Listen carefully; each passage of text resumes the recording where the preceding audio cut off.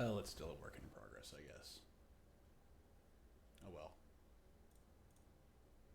Hmm.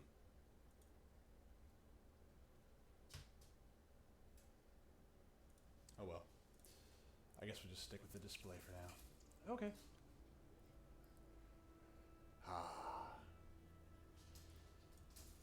Here we are, returning to the Western Roman Empire. Exactly. You'll not get that. You goddamn Mongolians! You're not getting anything else right now. We're just doing whoa. Don't do that. We're just picking up where we left off, man. And where we left off was not the goddamn Mongolians. Although we'll get there eventually. So one thing I noticed when I came back here is that Spain is in utter rebellion. We need to fix that. So first things first. How about now? I'm trying not to yell at you, but at the same time, I don't want people to hear me breathing. Like you know, I just I think it's a bit much. But thank you for letting me know. So how's the audio now? Yep.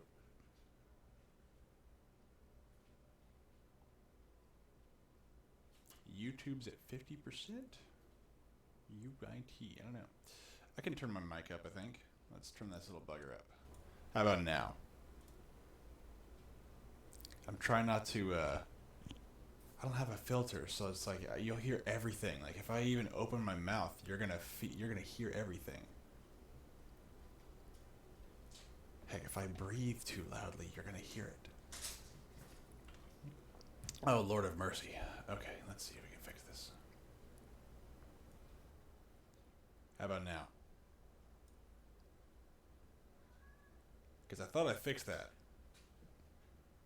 Is the reverb still there? Because if so, I'll just switch back to a different overlay. So reverb's gone. Very good. Okay. Oh god dang it. Okay, hold on. Then god darn it. I thought I fixed all that crap. So I even tested it earlier this afternoon. I had some free time and I tested this stupid thing, but I guess it did not work the way that I wanted it to. So let me see if I can just turn this down a little bit more. All right, is it still there?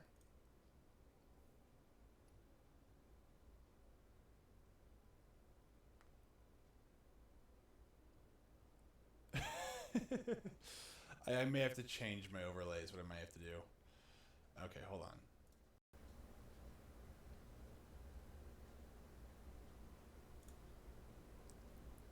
Okay. How about now?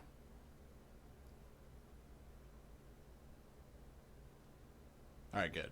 I don't know what it is, but I imported a new overlay, which is what the entrance is, or the entry thing is, and for some reason it it just I cannot get rid of the reverb on it, but this for some reason doesn't have it, and I'm kind of weirded out by that.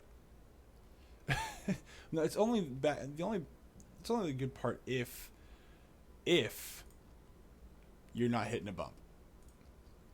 All right, so we're gonna just see where we are real quick before we actually get on to anything else. I want to see. Hi, Felix. Yes, I know you're now up and about and you're active and energetic. Thank you very much. So let's kind of take stock where we were last time. Took back some of my land here. Let's get my spy over here. I need to get Argentoratum back. Oh, geez. Okay, I'm not taking that back anytime soon. Well, maybe. That's not that big of an army. But those will be a problem. Those lovely, lovely cavalry. Yes, the Kete. The Kete Felix, who's always here.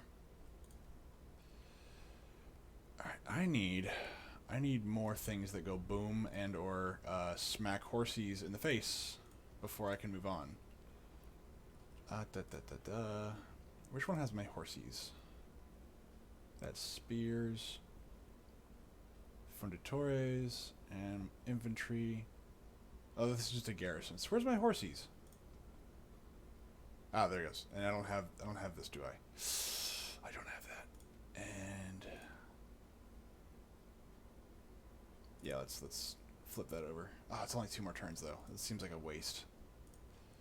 But yeah, I'm gonna give us a few more minutes. and then we'll get started with where we left off historically. But I want to take stock of where I am, because it's going to be useful. I have rebellions. Okay, and you guys... I need to take these guys out eventually. And then I have 2 rebellions going on up there. I gotta take care of that too. And 1, 2, 3, and then 1, 2, 3. Congratulations, I have a full army now that is about to go kick some people's teeth in. And I'm still making money. Fantastic. I'm in civil war? I have a civil war going on? Like, does that affect me? Alright, so actually first things first. Let's see if I can... Mr. Vindonius. Absolutely. Flavius. Absolutely. Quintus, you're a governor, though. I don't know if I want to put you in Master of Soldiers. No. Your loyalty is not doing too hot. So let's give you a position, and let's make sure I secure your loyalty as well. Ooh, your loyalty is starting to go bad, too. But you're the governor of freaking Rome. He has no business being unhappy. Rome is what? How much money does this place bring in? It's one of my more rich. It's one of my more rich provinces, and this guy's complaining. I don't like it here. But then again, that's not really uncommon for this time period. People are constantly pissed off at each other. All right, let's see here, and let's give you a position here. Oh, you're a governor, so don't do that. Oh, don't do that. No. Well, I guess technically it wouldn't hurt to put you up somewhere up there, but either way. Let's see. You're one of my generals. Yes. Or no, you are a general. So let's see. Can you? You cannot. Okay. You absolutely. Gaius Flavius. No. Or Flavius, not Flavius. Yes. And then you're still creating your army. Okay. And then I thought I had an army down here too, but I guess not. Ooh, they took Sirmi. Oh no, here's my army. And I took back Domavia. And then Solana. What I need to do with Solana is upgrade its walls. Okay. So I'm going to do a bit of a different format tonight.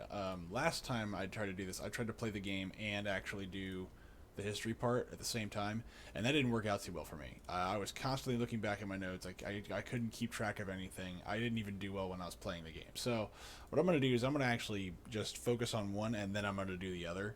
I'm going to try to kind of just flip back and forth, but not really just kind of dedicate to one and then dedicate to the other, and then it's not constantly be flipping back and forth.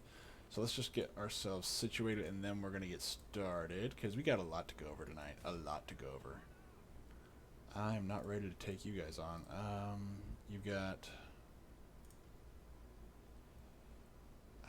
yeah, no, let's not do that. But while we're waiting, how's everybody doing tonight? Hopefully good. Y'all are here with me, enjoying your Friday evening with a dose of strategy and history. It's gonna be fun. It's gonna be fun. Yeah, exactly. Run the hell away. Definitely don't want to get involved in any of that. Alright, why are you angry? Immigrants. Religious differences, huh? Taxes, devastation. We'll fix the devastation in just a second. Political situation, difficulty level, and characters. My big fear is these guys are going to turn on me again. I really need to go take them out next. It probably wouldn't... Once I knock out both of these rebellions, it probably wouldn't hurt to actually do that.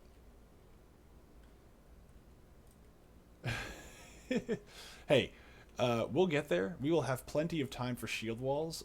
It's just they're not going to be mobile shield walls. These are going to be the less effective shield walls. So how much food do y'all have? Okay. Don't want to make any more squalor. Neapolis.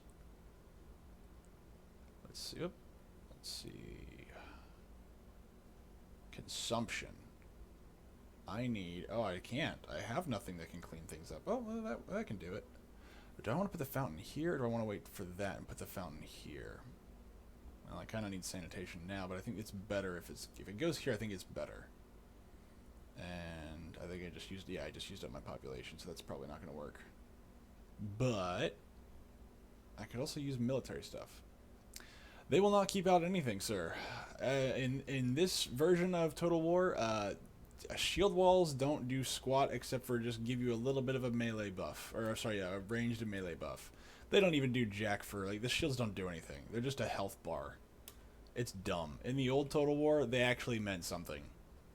That's why in the old games, Total War, whenever you had a shield wall or you had a phalanx going, if they hit you in the front, you weren't losing anybody because your guys mainly had 1 hit point, but all their armor is facing forward and they are in a tight formation, which means that their shields actually were worth half a darn. Now, you hit the shield, doesn't matter. Doesn't matter at all.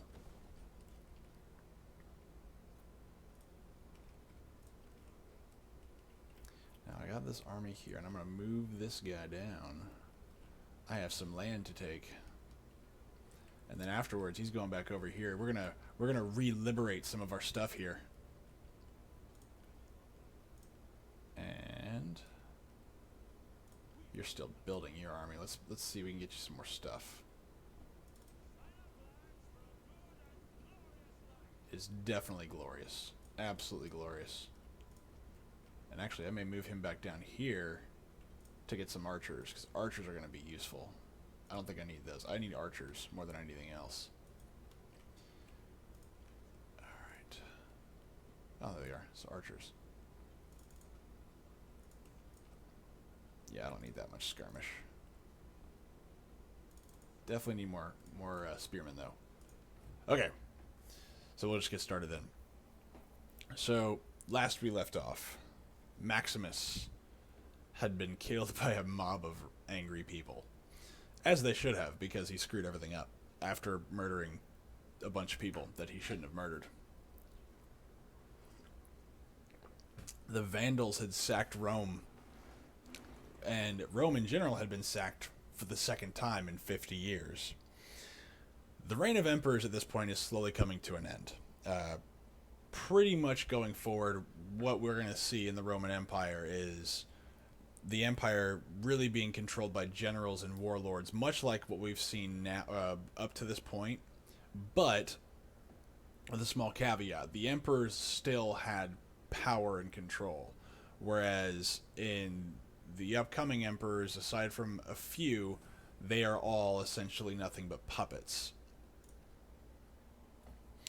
But when we left off, as Maximus was before Maximus was deposed, Maximus, if we remember correctly, sent his general Avitus over to the Visigoths in order to gain their loyalty, because the Visigoths had essentially gained control over the majority of Gaul and parts of Spain. Now, Avitus is still here when Maximus gets his notification that, hey, Maximus is dead. So he's still in Gaul whenever Maximus is killed. Oh, just some cavalry, and it's still not going to be a fun fight, but still. Let's put my barricade here. Let's put my Comitatenses right here. Now, this isn't the first time this has happened, but it's... Move over. Fine, whatever. But it definitely gives us a different context for what's about to happen, because what ends up happening here is that while he is gone, and while he's with King Theodoric II, King Theodoric takes the opportunity to proclaim General Avitus as the brand new spanking emperor. How about that? And I wonder why the king of the Visigoths would be so inclined to name an emperor so quickly. And I'll give you a hint. It has everything to do with they want power. And King Theodoric saw this as an excellent opportunity to get some. So what he does is he proclaims Avitus the new emperor, the new duly appointed emperor by the king of the Visigoths. Now, in order to go forward, we actually kind of know a little more about Avitus. And the first thing we need to know about Avitus is that he's a Gallo-Roman, which means he's actually not a pure Roman. He's actually of barbarian descent, kind of like Flavius Aetius was, I'm sorry, not Flavius, it was like Stilicho was, of barbarian descent. Oh, hello. Oh, that's my ramming ship. I should probably, I probably could have used that, but I guess not anymore. Well, I guess I'll just charge you into there because there ain't nothing else I can do for you. Now, while Avitus is in Gaul, he spends about 3 months of his time there collecting basically his forces now that he's actually emperor, and what he's also done is he is... Hello.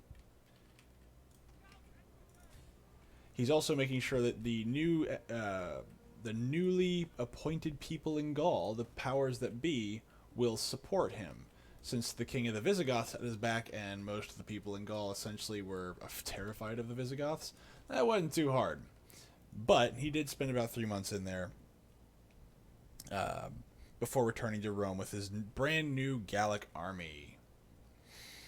Now, when he did return to Rome, he was greeted by the Roman Senate, which reluctantly, not happily, reluctantly granted him and acknowledged his position as emperor. And even though the western side acknowledged him as emperor, the east did not.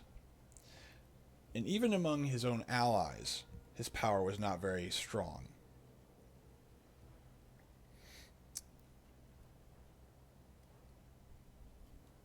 Okay, hold on. Let's make sure we get this strategy stuff done. Now, even with his brand new army, Avitus was not in a position to actually reconquer or retake Gaul. So what he had to do is he had to rely on the Visigoths to do that. Now, usually they'd send their own generals to actually do something about those kinds of things, like we have with Flavius Aetius or Stilicho, where they will have their own generals go do this. They wouldn't rely on a non-loyal barbarian to do this. However, Avitus had no choice but to do this. The Vandals had been raiding and pillaging the country thanks to the efforts of generals Ricimer and Majorian. They managed to actually keep the Vandals from pushing further into Italy and successfully pushes them off the continent. Because if we remember from last time, the Vandals, well, they were having lots and lots of fun burning Rome to the ground. I'll say burning Rome to the ground. Sacking Rome, destroying all their really cool stuff, and then taking all their gold and bronze and silver. Meanwhile, as Theodoric starts to conquer parts of Spain and Gaul for quote-unquote Rome, what he's really doing is he's actually taking the opportunity to expand his own empire. He actually has no interest and no care for actually helping Avitus out with expanding or reclaiming his own empire.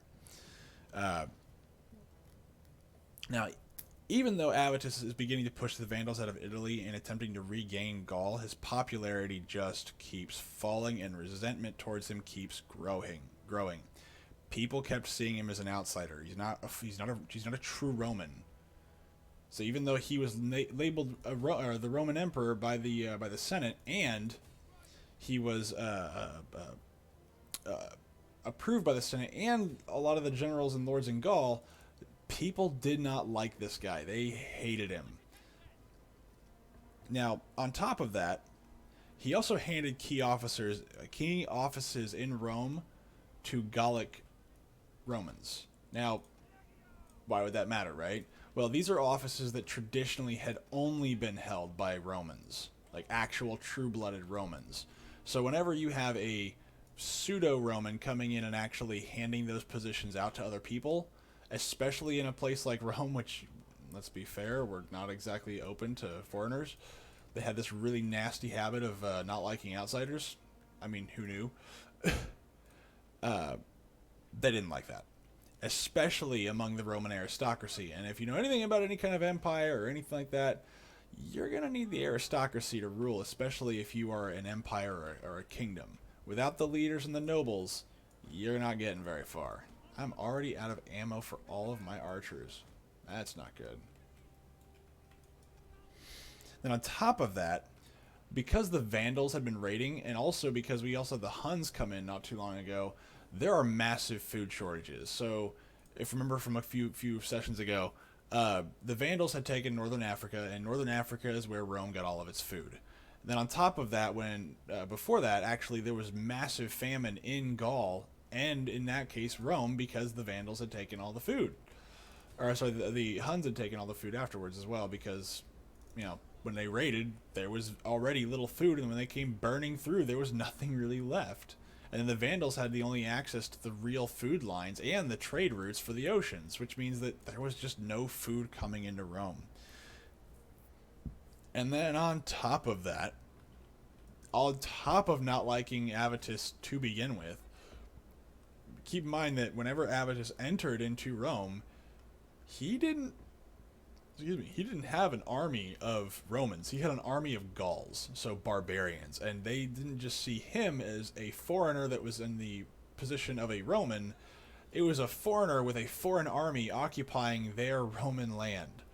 So this creates a lot of tension between Avitus and just the general population. Now, to make matters worse, the treasury is now empty at this point. Avitus has almost nothing. He can barely keep the empire together because there's no money coming in. There's no food, there's no trade, and there's really no support. I think everybody can see the writing on the wall right now, because this, if you have half a brain, you know this isn't going to end well. Now, eventually, due to popular demand, Avitus actually disbands his Germanic army, or his Gaulish, or his Gaelic army. Now, the only problem with this is the fact that, actually, I'm sorry, not Gallic, it's Visigothic. It's mostly Visigoths that are actually in his army. Why are y'all out of formation? Oh, whatever, that's fine. Now, usually that's not really a big issue, except for the fact that whenever you have a essentially a mercenary army, you got to pay them regardless. And in this case, there's no money to pay them. So what Avitus is forced to do is he's actually forced to melt down bronze statues and basically divvy out the proceeds of the sale of the bronze just to pay off the army he disbanded. That's how desperate essentially Rome is becoming, and it's not getting any better.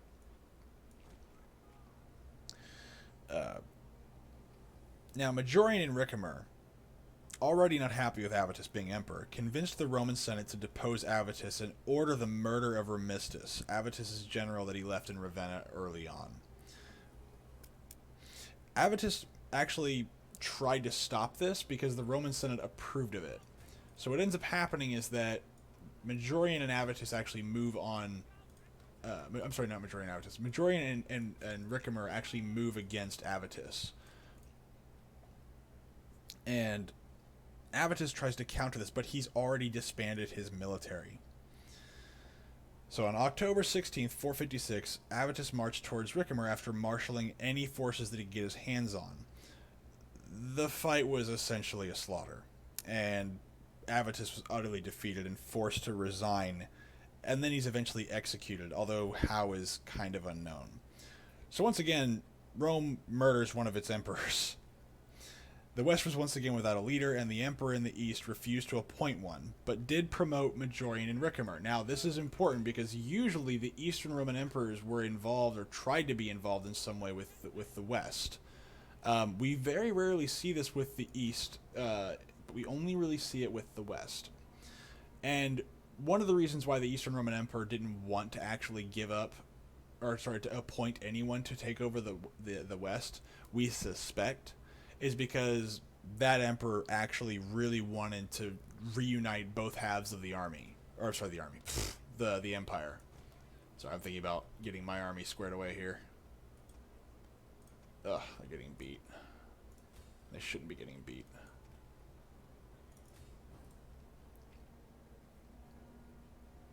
But, as I said, he did promote Ricimer and Majorian in the military, so they actually both became Magister Militums of different parts. Now, at the same time, the Alemanni tribes learned that the lack of leadership in the Western Roman Empire and actually started to invade northern Italy. Majorian sent an army to defeat these Alemanni, and it actually worked. He did defeat them, but he wasn't actually there for the victory.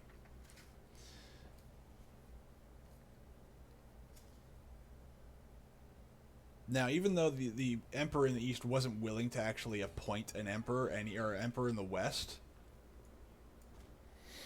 it really didn't become a point of, or it really didn't matter eventually. And the reason being is because soon after this, Majorian's men essentially declare him the new emperor in the west. So in 458, Majorian assumed the position of consul alongside Leo the First. And what ends up happening is that the consulship is what you want to call Roman tradition, is that any new emperor must first, on his first year of office, become consul. He can't just go straight into emperor, he must first just be a consul. And we're not going to go into that role right now. So before we go forward, with this, I want to finish this fight, which is not looking good in my favor. Oh, the crud, they broke my horse. My horsies, no! Horsies, come back!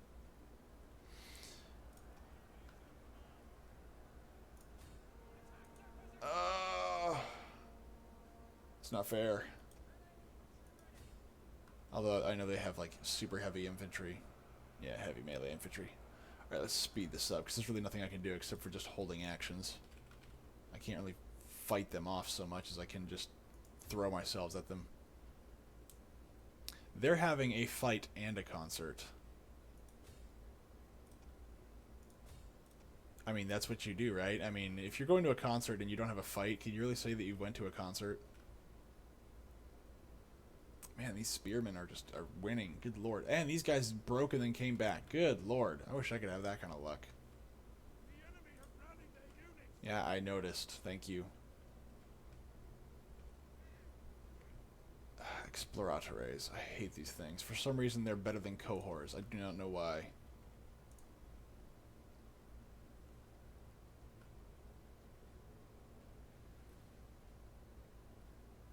Well, first off, I mean, why would...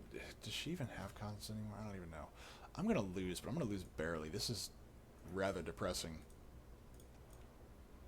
I'm actually kind of disappointed in my cohorts. There's almost no reason why spearmen should be defeating cohorts in Tetsudo formation, and these guys should not be beating heavy melee infantry, especially when they were in a defensive strategy.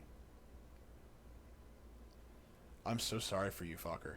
I'm so sorry that you got dragged to a Sarah McLachlan concert.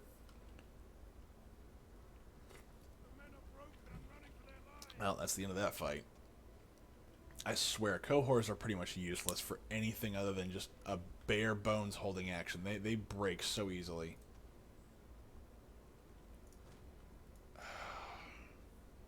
Doesn't make any sense to me how my cohorts can't seem to fight anybody. Ah, well, that does indeed cause a bit of a other exhausted crud. Ah, but jeez. Well, time to die.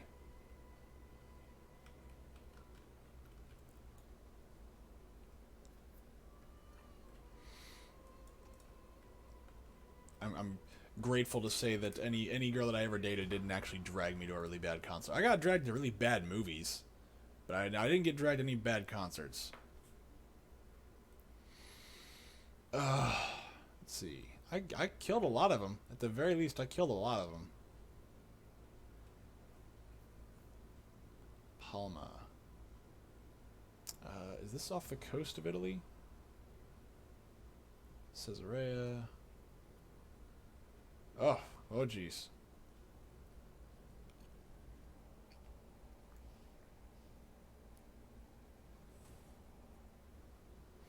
Ooh, more fun. Okay.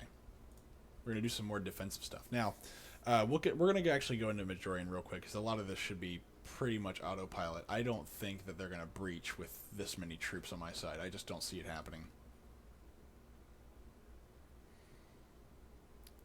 I mean, I know he's got that, but I have enough spearmen and yeah, I've got pikemen. Pikemen are gonna be awesome. And I think I even have defensive fortifications, so that's going to make this even more fun. And I've got like 3 sets of archers. There's like almost no way this fight is going to be lost unless I just royally screw it up. So the odds of me royally screwing it up are going to like rise exponentially as I talk, because the more I say, there's no way anything bad could happen, that's when you know bad things are going to happen. because that's always what happens. Now, I want to put my spearmen in harm, or my mercenary spearmen in harm's way, because those guys can just die. I don't care. Now, my pikemen, I don't want them to die, but let's put those up here. Put my cavalry. Where are all my scouts? Scouts. Is there anything nearby? I guess I'll put them out here. Is there anywhere I can... any cover?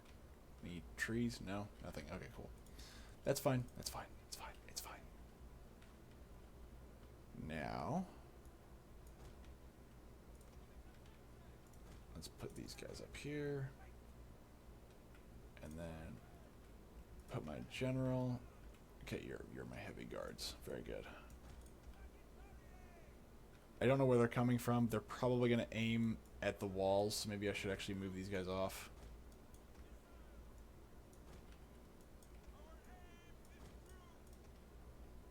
And move these guys back a little bit. Ah, crud. If I drop that, that means they're going to be able to come through here. But I don't want them to just shoot my stuff away. Alright, so where can I throw this barricade?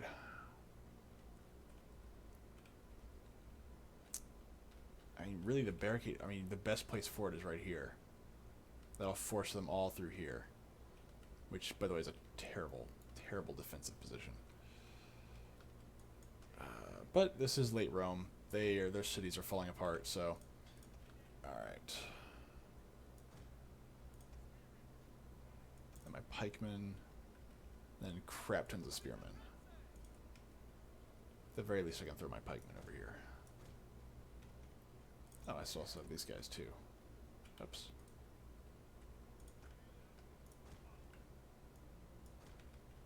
This is terrible formations, but that's fine. Now, shoot them, and be quick about it. Also use regular rounds, don't use that. Alright, so Majorian at this point, I haven't talked about him yet, but Majorian actually does have a role so far in history. We just haven't really talked about it just yet. So I want to go over who Majorian is before we go any further. Majorian was a commander under Flavius Aetius for cavalry groups, and was a decisive factor in one of Aetius's major battles against the Franks. Now, Majorian actually was so good at his job, he began to distinguish himself on the battlefield. And when you are someone like Aetius and you are essentially in control of an entire empire, you get concerned whenever your military rival starts rising in the ranks. So Aetius, seeing a threat to his power, decides to send Majorian into an early retirement. Luckily for Majorian, that retirement was not the traditional Roman retirement, which means they're going to kill you. He just simply made him leave the army.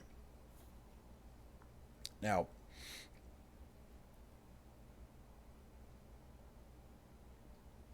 what's up? Come on, shoot stuff faster. Now, Aetius was also not wrong about Majorian. Majorian was definitely a threat to his power, so it's not like he was paranoid about it and wasn't thinking. He actually was doing the right thing by his standards. Come on, shoot him down, shoot him down.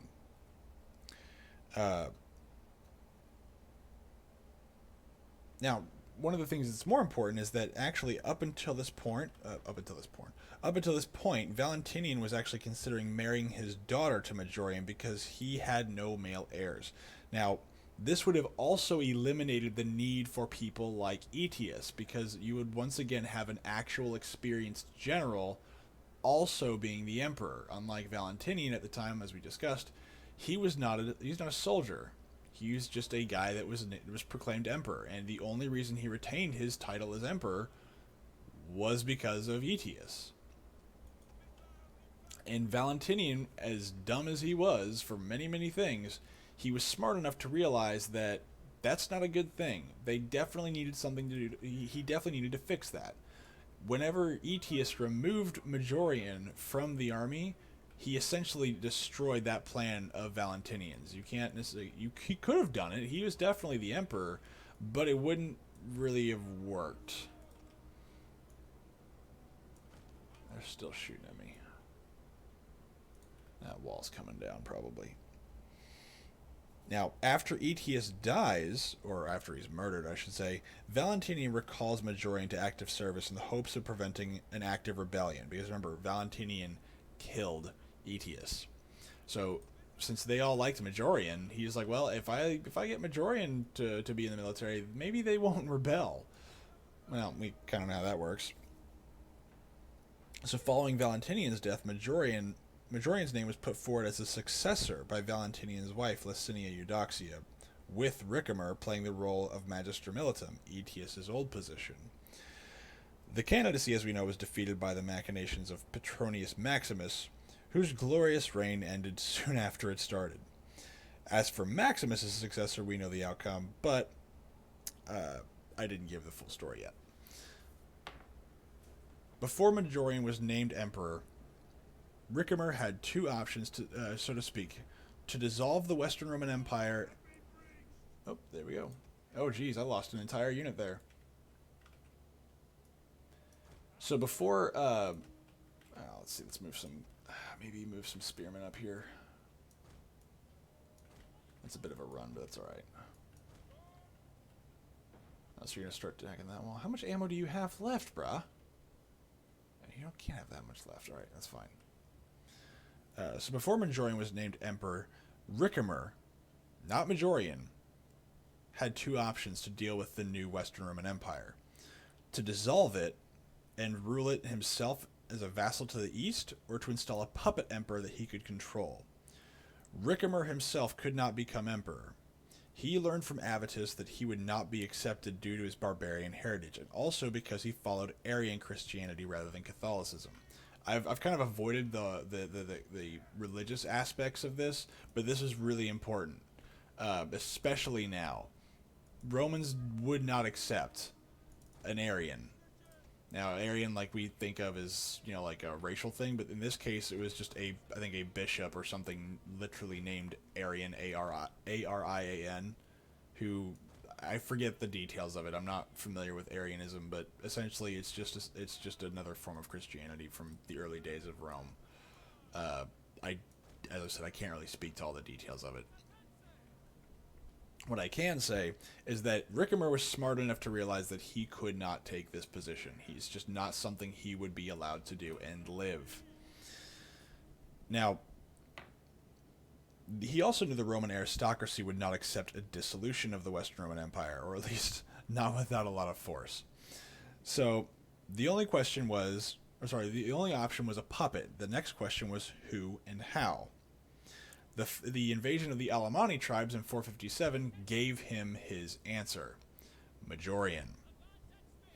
Ricimer would then use his influence to encourage the reluctant Emperor Leo in the east to agree to a joint rule with Majorian, and was recognized on December 28th, 457, with Majorian assuming joint consulship, like we've talked about earlier.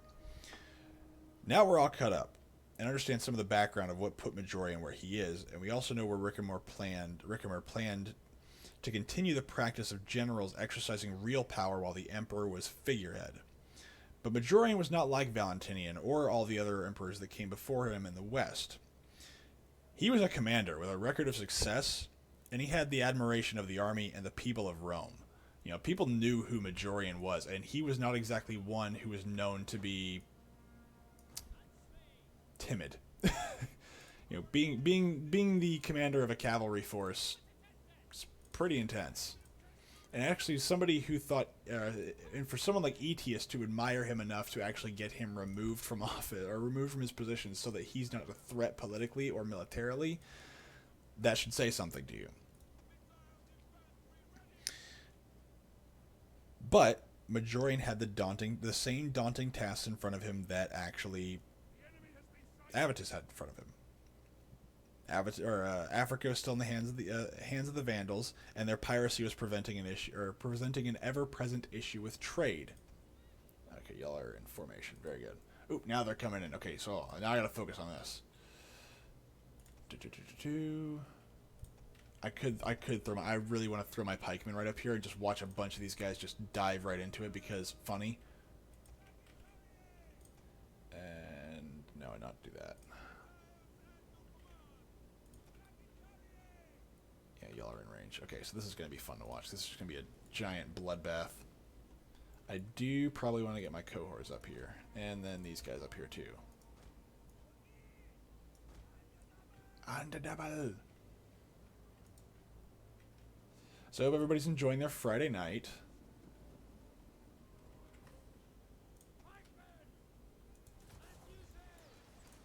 Come on, fire.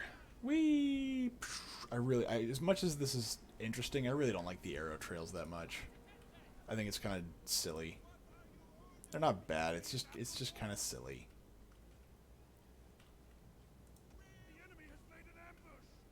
They have? Where? That's fine. Alright, cavalry. Time to get to work. Alright.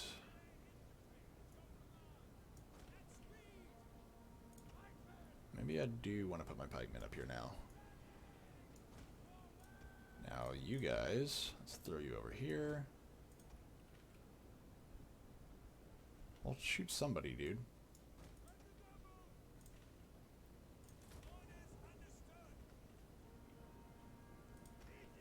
Alright. Are you throwing your spears? Please throw your javelins.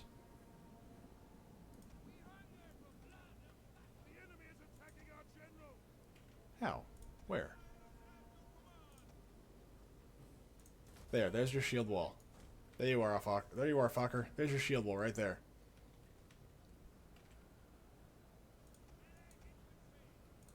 I guess those pikemen. There it is, right there. Right there for you. Look at him. He's even advancing in the shield wall formation. It's not bad. Then if I want to do... Yeah! The Testudo. These guys little stick that's sticking up there. Look at he's walking right to the back. This tiny little buckler shield.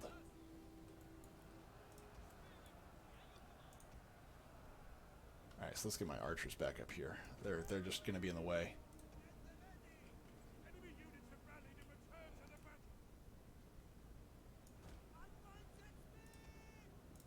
Alright.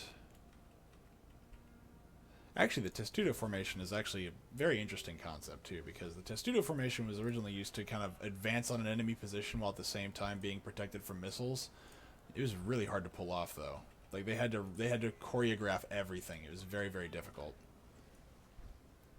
But that's not what we're here to talk about tonight. I could go in the details, but that's what Fokker wants, and I'm not going to give Fokker what he wants. At least not tonight.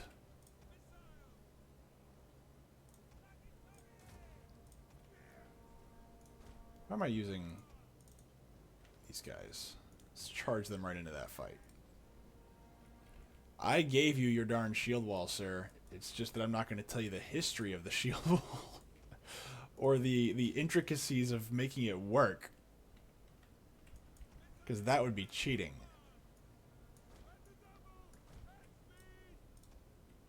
Are you facing the wrong way? You're facing the wrong way. What are you doing? Let's see. I think I even had the etymology of it looked up too. Like they're through at different points in time, they called it something like they've always called it something different. In Rome, they called it the Testudo, and oh yeah, y'all charge in, y'all charge in. In Greece, they had a couple different names for it because there was different formations of it. Oh, yeah, well, duh. If you build a killdozer, yeah, nothing you do survives the killdozer. It's not fair. Like, that's not even in the same vein of... I mean, I don't even know what to describe that actually as. All I know is that my pokey sticks are going to be very useful. Charge my pokey sticks. It's just, I mean, it's just the ultimate anything, really. I mean, what? They tried to pump it full of rounds. They couldn't get through it. They tried anything short of a 50. Even then, a 50 wouldn't puncture it. Like, yeah, no, yeah. All right, now charge those guys. A single giant shield with a giant freaking, F-off battering ram attached to it, essentially is what it was. Get him. Get him. Nothing looks better than a bunch of innocent people being gunned down or mowed down by freaking horses. Whee! Look, I fully respect the Killdozer. I forget the guy's name, but man, that guy was... I think when I heard his story, I was like, I kind of can't blame him. I would also be very, very unhappy. Aw, looks like my pikemen didn't get any kills. Or if they did, I didn't see him. That's sad. My pikemen deserve kills. Yes. Yeah, the story of the Killdozer, the fact that that stupid freaking business literally bought up all the land, then started cutting off his utilities, paid off the local government to not talk back to him and not work with him. That was like, I mean, that's awful. That's awful. So the fact that he went rampaging around all the places where that happened, I don't agree with it, but I don't exactly feel bad for him doing it. Whee! It's one of those things where I can say, I don't condone it, but I understand. Oh no, guys. No. I am taking all of you to town. No one gets out of here. Well, the fact that he spent like most of his time in a body shop, in his body shop, just working, like that would have been like my first kind of like, hey, this guy still keeps showing up to work and doing stuff, and I guess people were like, oh, it doesn't matter, he's just some random dude we shoved around. It's like, yeah, well, you never know. He's a mechanic, and he knows how to work on bodies. I'm just saying, maybe we should not do this. My personal favorite was whenever the construction of that one company cut him off from water, and then the government fined him for being cut off from water, and then when he ordered or requested somebody to come out there and fix it, they said, oh, it's not your property, therefore we can't fix it. That was the best thing ever. Oh, and then when he told the local government said, that really sucks, you should probably do something about that. Here's another fine. It's like, yeah, I kind of don't blame this guy for being so mad. I wish I had a happier ending though. But I get it. I'm surprised that we don't hear about that story more often, because that's like one of those things that's just absolutely nuts. I'm not letting one of these guys away if I can help it. Anything that involves massive troops, I'm getting rid of it.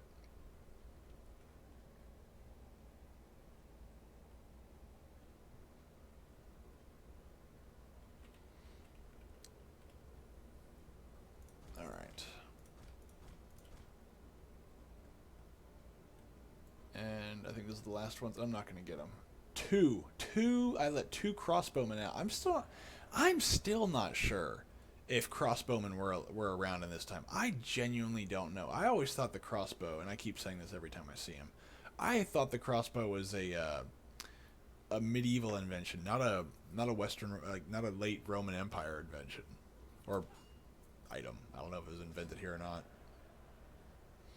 Should I kill all my captives? I should kill all my captives. How are you still alive? This is why you gotta like butcher them in order to get what you want. They sacked it. Rebellion.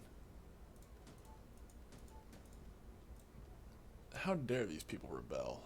Don't they understand what good I'm doing for them? How is it? Ooh, hello. King. Or, say king. Emperor, I guess. A new emperor. A bunch of pretenders is all they are. Alright, so I'm actually chewing through my money pretty quick now. Let's... repair. How is it that I'm still weak against these guys? That's insanity to me. What do they have that I don't have? Let's just start there.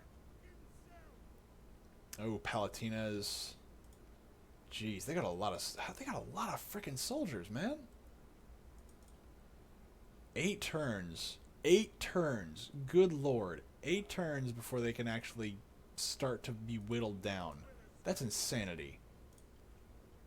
Apparently my efforts to solidify this area were pretty good. Just not great. There we go. You bring a massive F-off army. I'm going to bring my own massive F-off army. Now let's see if I can... Can I raid here? No, I can't. Not yet. Alright. Palma. Ugh. Ugh, I'm disgusted by that. And more rebellions. Good Lord, have mercy on everyone here. Let's see if we can get Emerita Augusta freed up. It's a night attack. Jeez. This is still not going to be an easy fight. And when I'm done, I'm going to have a very bloodied army. And I'm not getting support from the city. Jeez. So what if I do this? I can't get to him. I can't even go around. So I guess, yeah, I gotta just stick with this. That's right. We'll do this real quick, or we'll keep going just real quick. So Majorian actually had a number of tasks to take care of. The first set, just on a military standpoint, Africa was still in the hands of the Vandals, and their piracy was just constantly causing an issue. Spain was lost to the Suebi kingdoms and the Visigoths. Two really awesome peoples, which, by the way, if you think the Visigoths are really good friends with the Romans right now, they're not. And Gaul was now in open rebellion, as I said, after the death of Emperor Avitus, because they all wanted, Gaul wanted Avitus as emperor because they had control over him, they had influence over him. It's funny how that works. Oh, you know what I didn't do? I didn't give us formation. Or was it double line?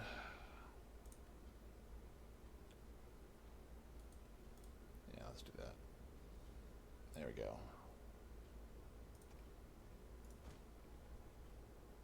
Let's get us all nice and loaded up.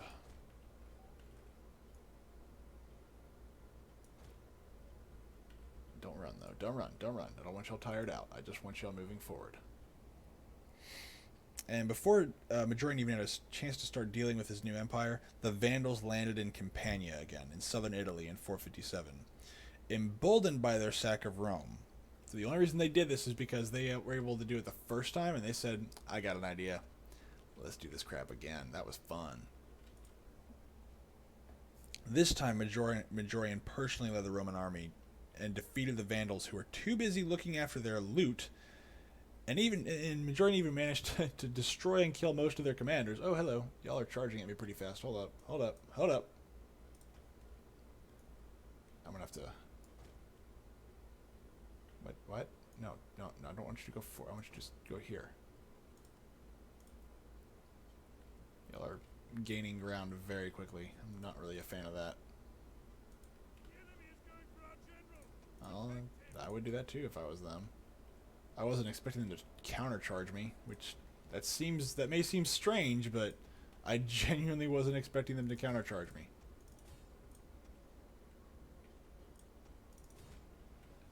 But I can do the same. Pikemen, fetch.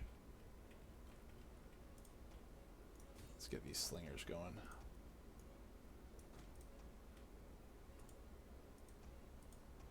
And let's get you guys going.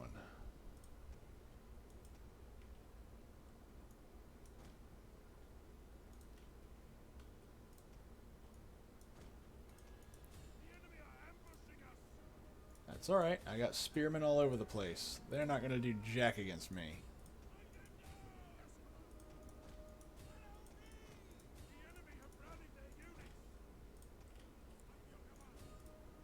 Okay. We're getting there, but I gotta kill all these darn rebels.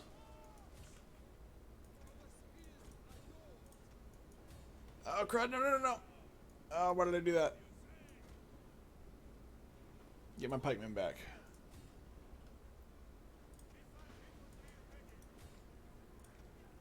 But yeah, actually Majorian even managed to capture some of their ships. So the defeat that the Vandals received here were really bad. It was essentially a complete rout.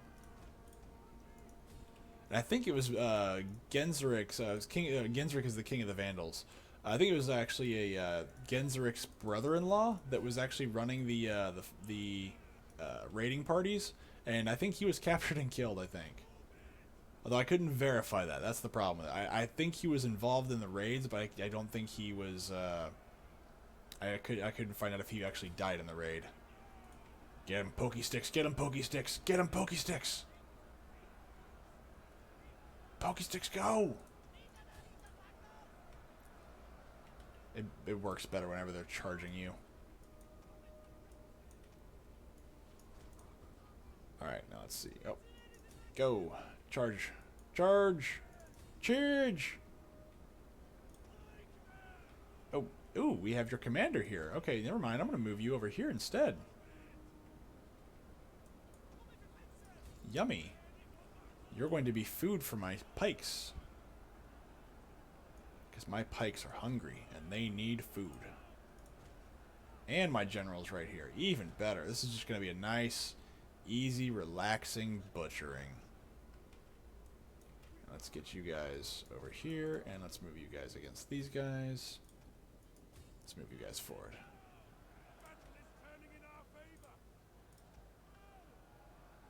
Ugh, run so slowly. I would love to get some Palatina guards. I like how the rebels get ridiculously good gear and good soldiers, or at the very least they have some ridiculously good gear and good soldiers. And they're like, oh yeah, you should be able to fight these guys. It's like, why are the rebels getting really amazing gear, and where are they getting it inside my empire? I would love to know that.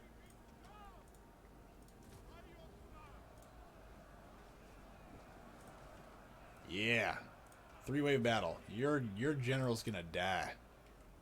What are you doing? Where did you guys come from? And y'all need to go. Y'all need to die. Don't attack my pikemen from the back. That's not fair. It's not even. That's not approved. Hitting the weak points of my soldiers is not allowed. I'm supposed to be one hitting. I'm supposed to be the one hitting your weak points. That's how this works.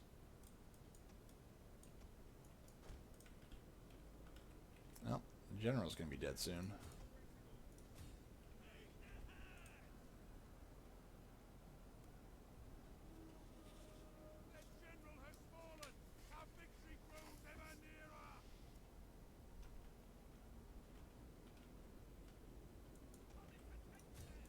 Alright, now it's just a matter of hunting down the skirmishers, which I don't really have. This army was not meant to have much cavalry, so. And that. Man, maybe I should have let them actually be in the fight. Well, how did two soldiers, or two groups of soldiers, tip the balance of that fight from almost being too much to, like, not at all? Like, I don't understand. Now I should be able to push you out, right? Oh, you just have that? Okay, let's make that fight. So the actual importance of what Majorian did there is because the Vandal defeat there was so crushing, it actually basically pushed the Vandals off of Roman territory for the foreseeable future. Like, they never really invaded Italy that way again. They did skirmishes, and they did oh geez, that's not good. They did raidings, but they didn't actually try to invade again, at least not the same way. And that was really, really important because it helped solidified Majorian's rule. I need these reinforcements before I move forward, because I ain't going anywhere without them.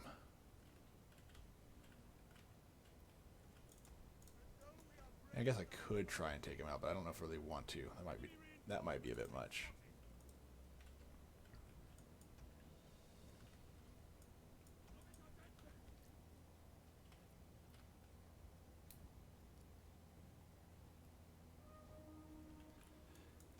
Okay.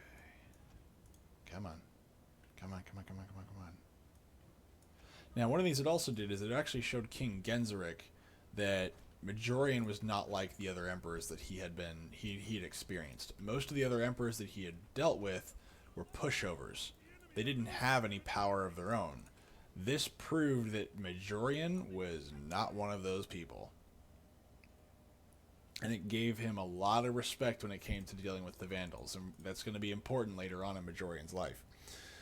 And to top it off, this actually showed Majorian something very, very important that he really didn't think about, and is that there are a lot of changes that needed to be made in the Empire if the Empire was to survive the upcoming decades.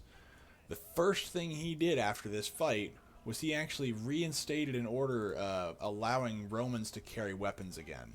That had been softly put back in place under Valentinian, but it was not really something that was encouraged. With Majorian, he pushed it. He basically was under the impression that if you could hold a sword, you better have one. Because again, if somebody tried to raid or pillage your village, you needed a way to defend yourself. Common sense. One of the things he also did was that he also began to reinforce the Roman army with barbarian mercenaries. Unfortunately, at this time in Roman history, and I've talked about it at length, but outside of the actual streams, Rome essentially stopped providing its own armies. So it really did rely upon mercenaries to take care of all of its martial needs, and Majorian had the same problem. He couldn't get Romans into the Roman army, so he constantly had to rely on Goths, Visigoths, Suebies, Alans, even Vandals, Huns. He needed an army in order to defend himself and the nation, and he wasn't going to get it from Romans, unfortunately. I don't know why Romans just refused to serve, but for decades at this point, Romans just weren't interested in serving in the army.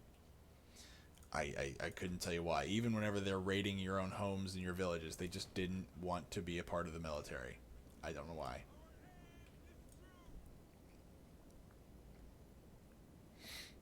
I would even go so far as to say that actually is a really big sign of cultural decay and decline, is that if your own citizens won't defend their own property, or even their own country, that I think that's the big red flag. All right, now let's get you all in a formation.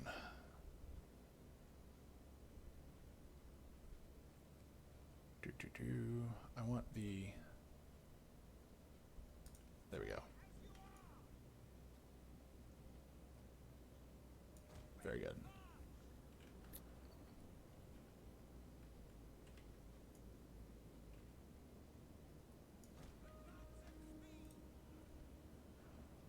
Hey, you're good, Grim. Nice to see you coming by. We are currently discussing Emperor Majorian, though right now I'm simply just getting my army in position, and then once this is done, I'll keep going.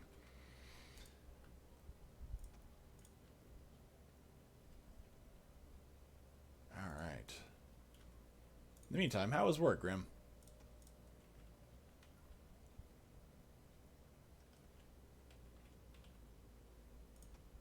Alright. Oof. They're gonna try and get me. Alright.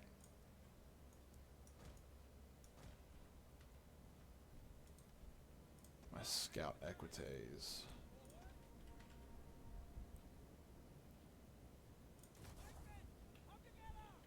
Yeah, I hear that, man. Alright, come on, guys.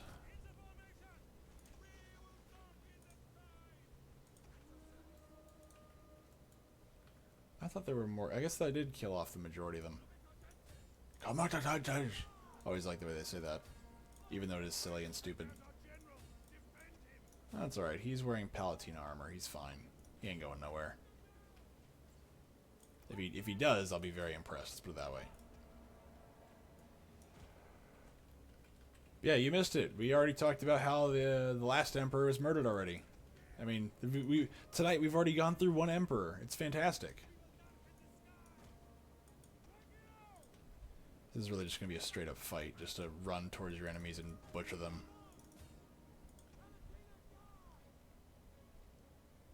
You know what, just for fucker, I'm going to go ahead and I'm going to make my guys march in Tetsudo formation, although a really stupid Tetsudo formation.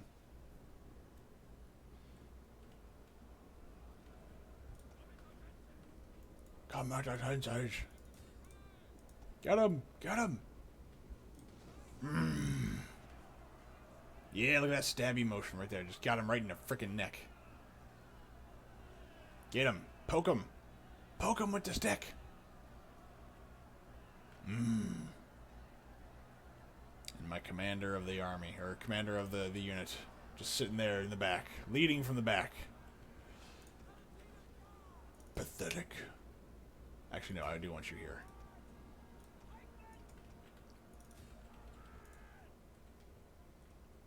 I kind of don't even want to move the rest of my units. It's kind of just a waste. Let's move these guys back. And same as y'all. The pikemen should be enough.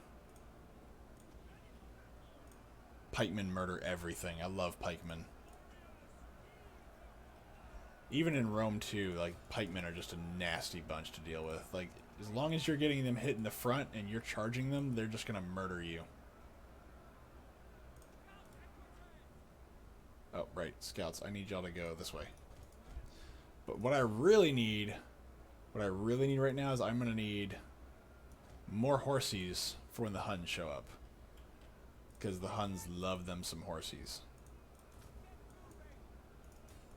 And I need to be able to hit them back with horsies. Is there anybody left over here? Yeah, okay, these guys.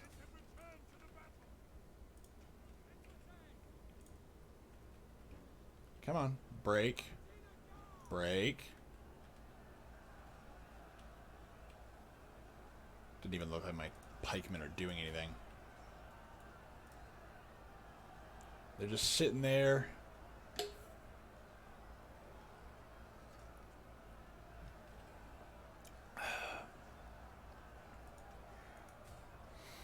So what are people planning for the Memorial Day weekend? We got weekends off, man. We got cool things happening. Oh, Equites. We're gonna speed this up so I can get back to the history part of this, because I got a long way to go. There we go. Yes. Oof, no. I'm gonna try to do no work at all. Having a nice weekend off. I'd like to keep it that way.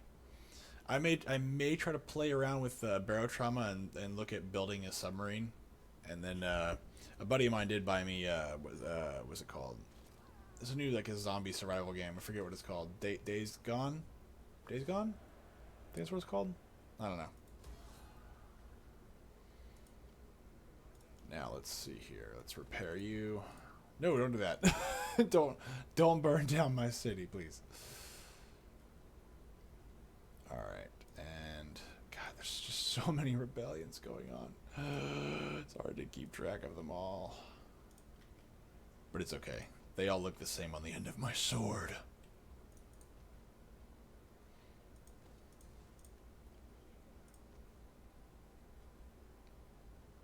Okay, so why are y'all unhappy? Okay, whatever. Don't worry about it. Do I have any more? No, I don't. And I have no money anyway, so. I thought I gave y'all a message, which was go away. Freaking. Ugh. Filthy, disgusting Vikings. You shouldn't even show up for the next 100 years. And for you guys, I'd beat the crap out of you, but I guess y'all decided to come back with a vengeance too.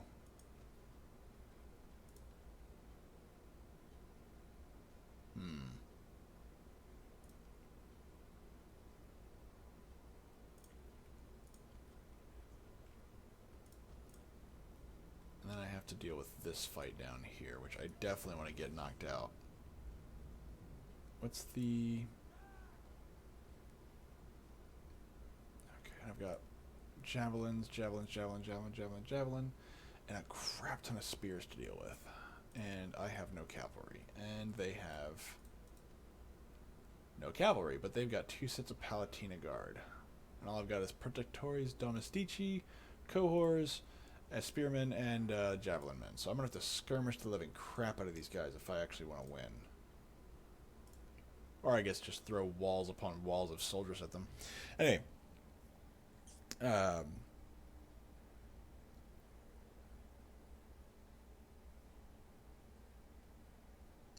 Where did I leave off? So yeah, Bajorian was actually reinforcing the army with barbarian mercenaries because the Roman population just refused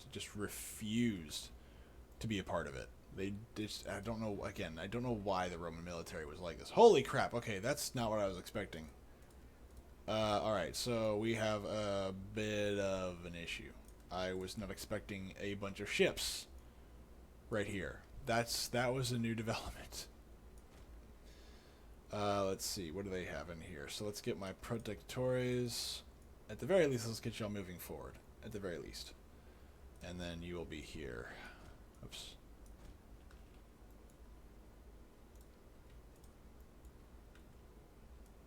My comitatenses. Do they have... Yeah, they're going to start attacking my, my units here. On the far side of the map, so I will have to push towards the other side. So this can be a pincer attack. I don't know why I didn't look at this before I started this fight.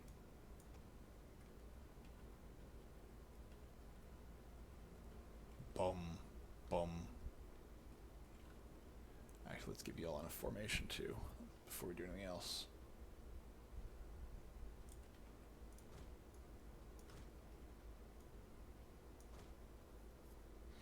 I don't want y'all running, I just want y'all moving forward.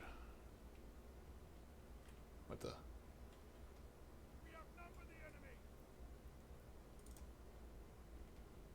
Yes, we do. And that's why we're going to win. Because strength and numbers are all that matters. That's just a Legio. And move y'all guys here.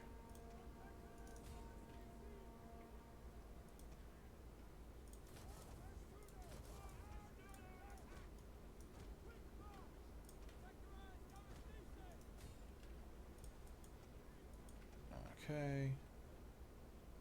Are the ships just chilling out? Okay. I guess they don't want to get involved in the fight. I don't know. Like, they're just hanging out doing, you know, they're just hanging out and having a good time. In a straight up fight, the Protectores should be winning. I don't think they have any cavalry there, so I think I'm good there.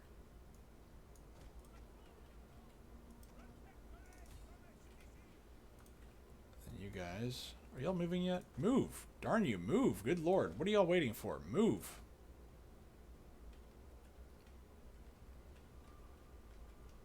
Jeez, I hope that doesn't get back to bite me. Maybe I should make them run now. They're taking too darn long. That works. That's better. Oof. Cavalry coming in. Darn it.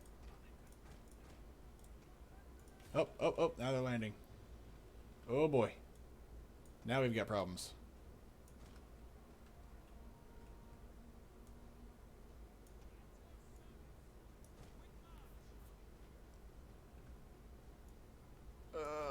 Okay. Then let's put you on skirmish mode. But definitely throw those sharp, pointy sticks at the enemy. As many as you can.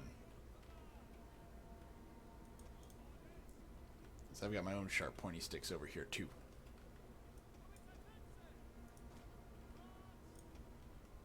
Run. Get those horsies. Turn around. Alright, why are you not being able to push forward? Good lord, why are these guys in your way? These guys are level 1 infantry. There's no reason why you should not be tearing the crap out of them. That is just embarrassing.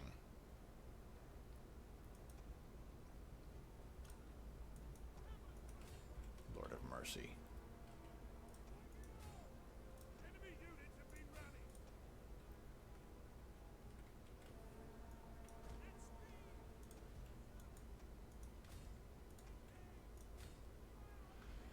Oh dear.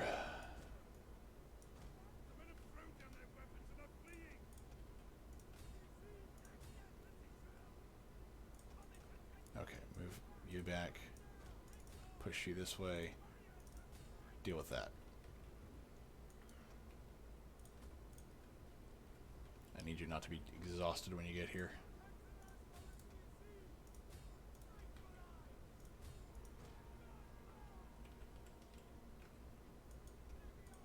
Jeez, come on.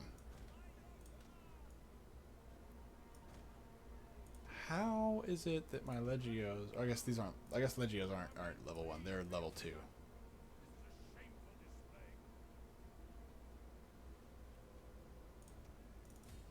Jeez, I hope they don't kill my freaking commander then. I thought they were tougher than that. Then charge in. Surround them. Kill them. Dude, guys, seriously, you should not be having this much trouble with freaking infantry like this. Y'all are supposed to be better than them. And there's 2 units of you attacking them. That's embarrassing to me. There we go. That takes care of that, finally. Jeez. It just looks to me like the only Roman infantry that are actually worth half a darn are going to be the Palatinas, which I'm sure are not cheap. I wouldn't know. I haven't actually been able to play with them yet. Okay. Now you better get your butt in here.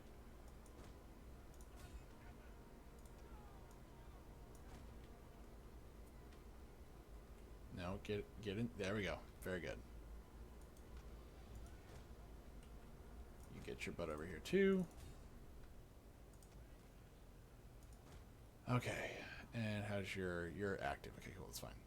I'm sure these guys are exhausted. Yeah, they're exhausted. Okay. And let's move you guys back around here.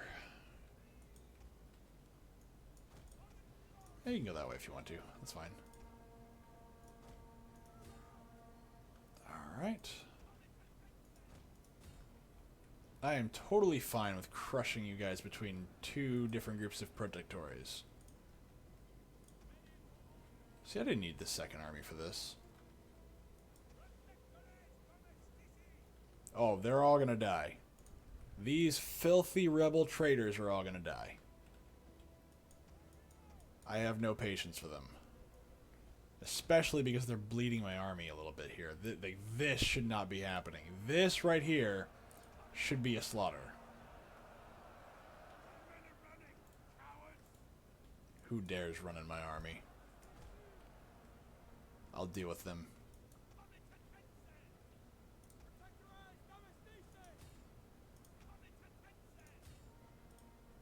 Why are you breaking? Fine, charge them that way and spread out. Alright.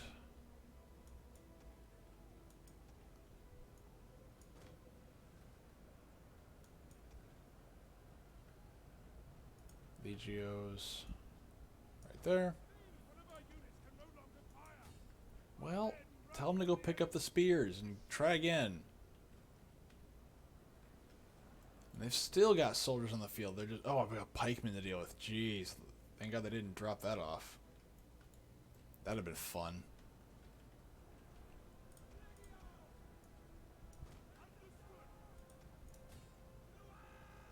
Why are my men breaking? Oh, it's because they got killed because they're terrible at their job. Alright, kill that guy. Both of my protectores have broken, essentially. That's awesome. Get up close. Throw your spears. Same as you guys. Now throw your spears. Throw them. Throw them. Yeah, there we go. There we go. Just nail them. Now charge in. Alright. Who's left? What idiot would be dumb enough to keep to still be here? All right, you guys move up.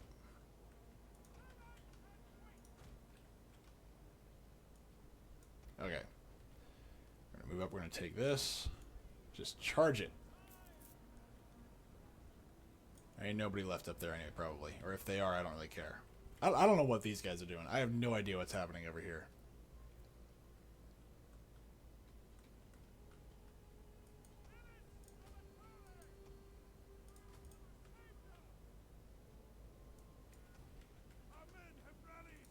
Alright.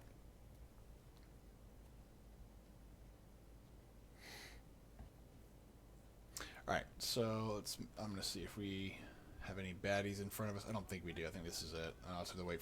I may even have to run the timer down because of these guys. Which, if I do, that'll be very unpleasant for me. You guys, y'all are exhausted. Yeah, y'all are exhausted. Get back here.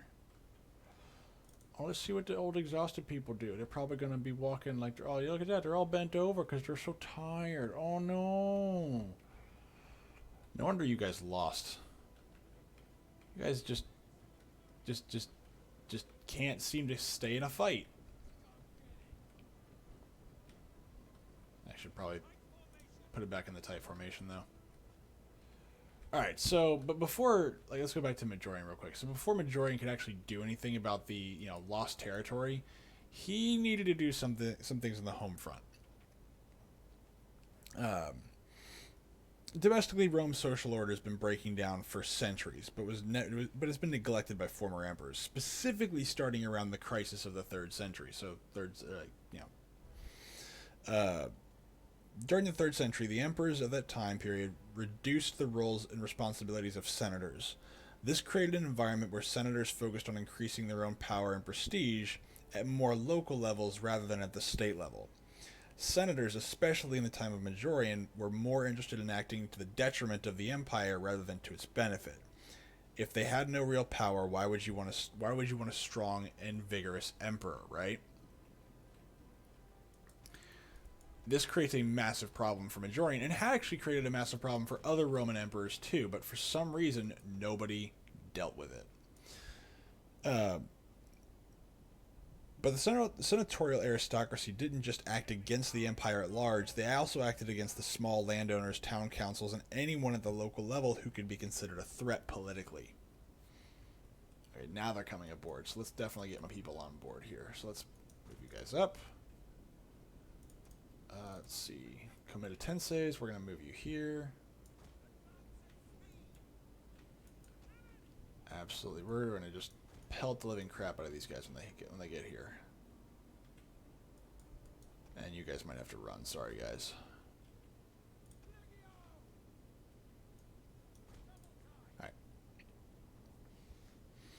Alright. Not only were senators acting... mostly they ended up paying taxes, resulting in tax debt, or what they call arrears in back taxes. The debt was often passed down to the same local... the senators would actually often avoid paying their taxes, and then what they would do is they would pass that tax down to the local landowners and to the local town council people. So you already have a massive tax burden, but on top of that, what you were... especially because we lost Africa, but on top of that, they're going even further, and the senators, which help provide taxes, would actually end up essentially not paying their taxes, and then basically going, well, you guys can pay my taxes on top of the taxes that you already owe.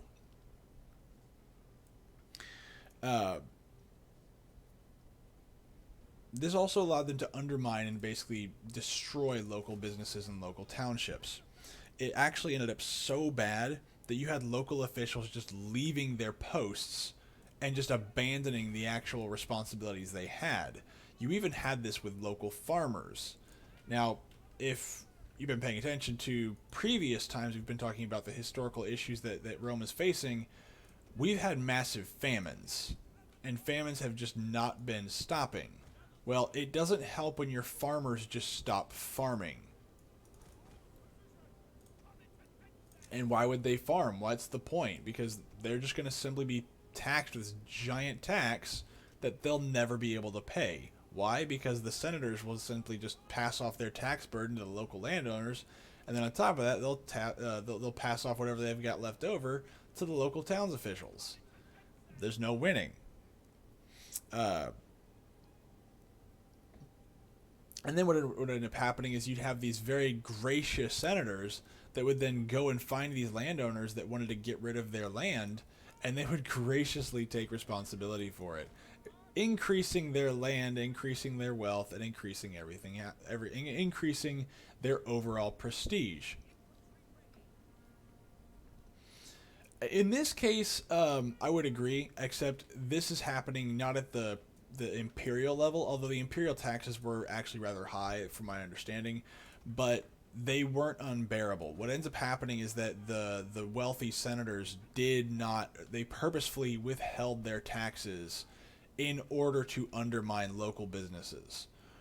If you want to like put it in more layman's terms or more modern terms, they purposefully made sure that what they did was self-destructive to landowners and local townships so that the town could not survive and then would rely upon the senators for whatever.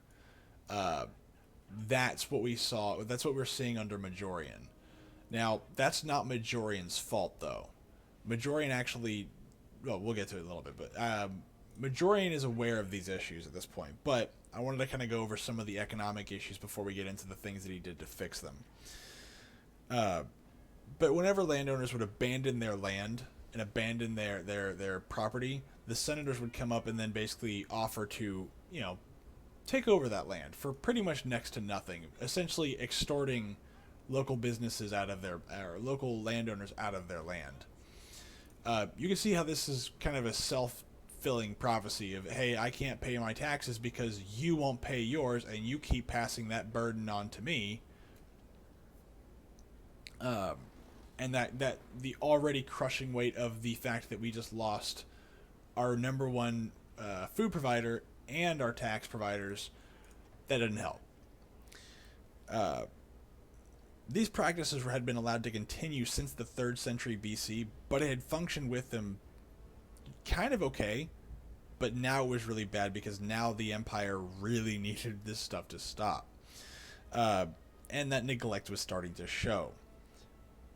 They had this practice had decimated farms, which added to the famine problems under previous emperors, had led to massive debt the taxpayers couldn't pay, leading to economic stagnation at best and collapse at worst. Local town officials abandoned their positions, leading to breakdown in social order and local government runnings, not to mention massive corruption. Are they still fighting? Okay, that's fine. I don't really need to worry about these guys too much. So this is now just on autopilot. There we go. Another crisis he faced was the collapsing birth rates of the Roman citizenry. The population of barbarian tribes had been greatly expanding, while the Roman citizens had been collapsing. Kind of sounds familiar, doesn't it? Due to societal changes, wealthy families had begun forcing their daughters to take religious vows that they would never marry. This essentially disowned these women and prevented families from having to pay dowries. Because of course, if your daughter is not going to get married, don't have to worry about it. In a time whenever everybody matters, that's not really an option. Let's see, you're going to occupy. I don't have the money to repair it, but so be it. Let's get us back in here.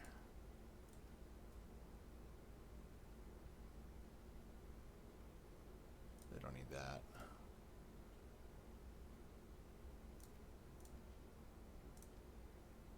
That's fine. And then let's see if we can get you guys some replenishment.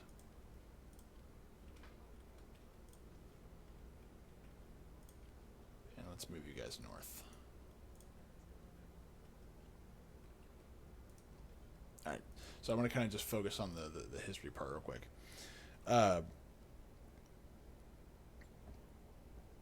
Majorians saw these issues, especially with women being forced to take religious vows, as a detriment to population growth. Strangely enough, this also increased the number of illicit affairs, because if you're telling your young men and women you're not allowed to get married because of money reasons, and they're not allowed to actually be with their opposite sex, well, they're just going to tell you to screw off, they're going to do it anyway. So it's funny how that works. Another problem was that young widows, at the behest of their churches, would not remarry and would leave their will, or in their will, all their worldly possessions with the church. Though widows were unable to take religious vows, they might as well have, done it, because the end result was the same as those who did: fewer Roman children and basically stagnation of the population. One of the last issues that I'm going to bring up, and these aren't the only ones, by the way. These are just the three ones that I kind of saw across multiple different texts that really leaped out. The last one is going to be kind of weird, is that around Majorian's time, there's a massive wave of destroying Roman monuments. Roman officials would allow the destruction of public works and buildings to repair or build new ones, especially private structures. The last one's, as I said, a really weird one, but thanks to the Vandals, Rome had actually lost access to the trade routes that had been giving them a large majority of their construction materials. So the only thing they could begin to do is either risk trade, which was extremely expensive and not really, what's the word? Not likely to produce results, or they would just destroy stuff that already existed. So what you ended up with is private wealthy citizens paying off public officials to order the destruction of public gathering places or buildings then allowing private citizens to pay or just straight up take the resulting material and its contents, like statues and such, for their own personal gain. This isn't that detrimental as the first two issues, but this was still a big issue with eroding the actual cultural heritage of the Roman people. I'm so happy that we don't have that today. Majorian couldn't undo centuries of senatorial corruption or destruction, nor could he remove these senators outright. So instead, he began appointing civic offices to provinces from regions that those offices came from. That's kind of a lot of stuff to say, but what it basically means is that instead of senators from like the middle of Rome representing the middle of Gaul, he basically was like, no, you can only become a regional governor or have an office if you are living in that area. So it's stuff that most people figured out, and actually Rome had figured out early on. Don't let people that are foreign to your area run your area. That way you had actual locals running your town. He also overhauled the way taxation was performed. Instead of miasmatic and shifting officials who chose to collect taxes, he essentially transferred all power for that to the local governors. So now those Roman senators would be essentially under the boot of the local governor, so they couldn't avoid their taxes anymore. And he gave them really wide authority to collect those taxes. Let's see. He also implemented reforms that prevented local officials from dodging their taxes by outlawing certain practices. Now, these practices I'm not going to go into, but what essentially they would, and I'm not a professional in ancient Roman law, but what some local officials would do would essentially be they would marry slaves. I'm not sure, but that somehow got them out of paying taxes. I don't know why. I wish I had looked it up, but I couldn't find much on it. But for some reason, that meant that you did not pay tax, or you didn't have to pay taxes, which I thought was kind of strange. But the greatest boon to the average person was that he did something that had not been seen in Rome since the early days of the empire. Majorian proclaimed that all debts were to be forgiven, so the crushing tax burden on local officials was officially reset. From the lowest pleb to the highest senator, literally everybody's taxes were set back to zero. So all those tax burdens were gone.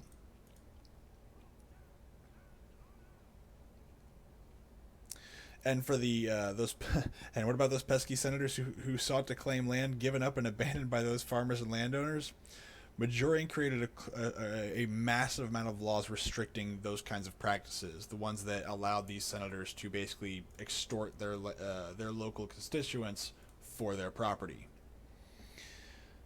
Majorian also reinstated the position of Defensor Civitatis, which is a really fancy way of saying the guy who baps tax collectors on the head.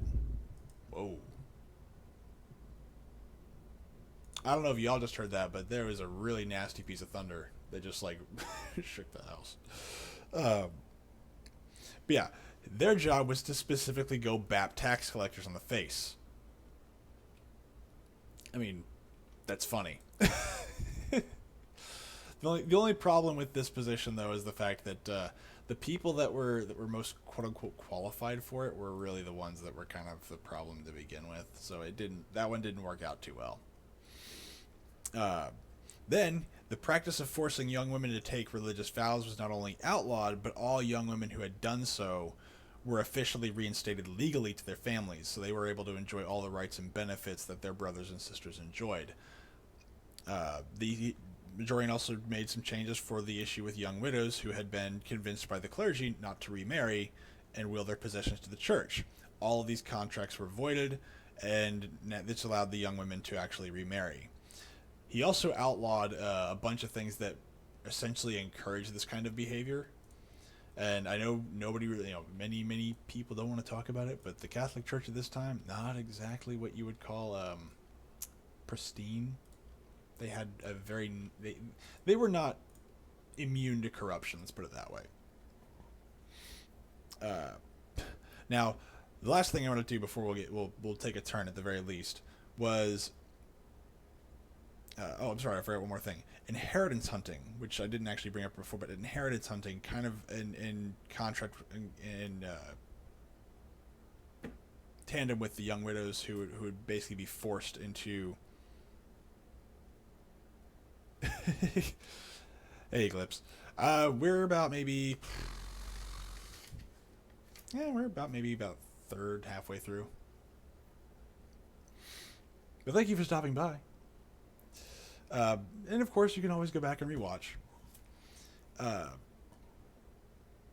yeah, he also essentially outlawed hunting like inheritance, or outlawed practices like inheritance hunting, which was either completely restricted, if not outright banned. Now, the people who are destroying public buildings, you can't just undo that, right? Like, once you tear down a building, you can't just put it back up. Plus, those materials were used in other buildings now. But this just kind of goes to show, or what happens next is just has to show how much Majorian did not give a flying F about why they did it. So what he did is that he actually ordered any judge who had allowed for the destruction of any public works, they were fined 50 pounds of gold for each structure, which they had done this a lot. So this is going to rack up real fast. Their subordinates were whipped and both of their hands were amputated. So anybody... Well, we got a lot of stuff to cover, man. So basically anyone who assisted these judges in destroying these monuments, their hands were cut off after they were whipped viciously. Oh, and every single piece of building material, whether it be a stone or a statue, was ordered to be returned, even at the detriment of the structure that it was in. Because screw these people. I kind of appreciate that last one. Now, now that Majorian had actually basically done a whole slew of things to actually help increase money going into the treasury and to increase these birth rates that he saw as being bad, Majorian was actually on his way out of the Roman territory, or the Italian territory. So he's leaving northern Italy and moving into Gaul. He made one last proclamation regarding infidelity. This actually was a result of one of Rome's governors handing out a punishment of temporary exile to an adulterer. Majorian didn't like that.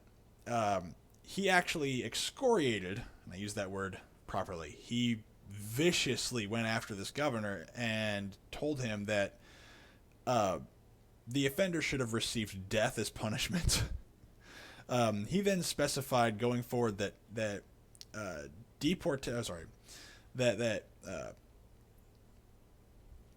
confiscation of their land plus death was the punishment moving forward. So if you were caught in bed with someone who wasn't your wife, you were killed, and then all your land was taken.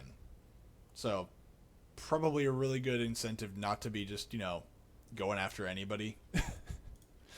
Also, probably crack down a little bit on the lovely trade of prostitution, as Rome is kind of guilty of a lot. But that was on his way out. Look, I'm not saying it's a good thing, but I'm just saying death seems, whew, man. And let's be real. Romans were really good at death, but they liked to drag it out. So like it's not like you just today where you just get like it's painless. No. You were probably put through something horribly painful, and this is, I don't think they crucified anymore at this time, but they still had a lot of really awful ways of killing people. Let's see. I kind of want them to come to me in Domavia, so I'm gonna let them take a turn. Let's make sure there's nothing else going on. Then we're gonna go on to the martial stuff that he does, the military stuff that he does, because that's where the fun meat and potatoes happens. Oop, wrong way. There. Do not click off of the map. It's just, I don't know where all these freaking rebellions came up. I thought I took care of all this, but now they're coming back to haunt me. Hello. You're a governor, all right? So let's see. Let's definitely have public order going on.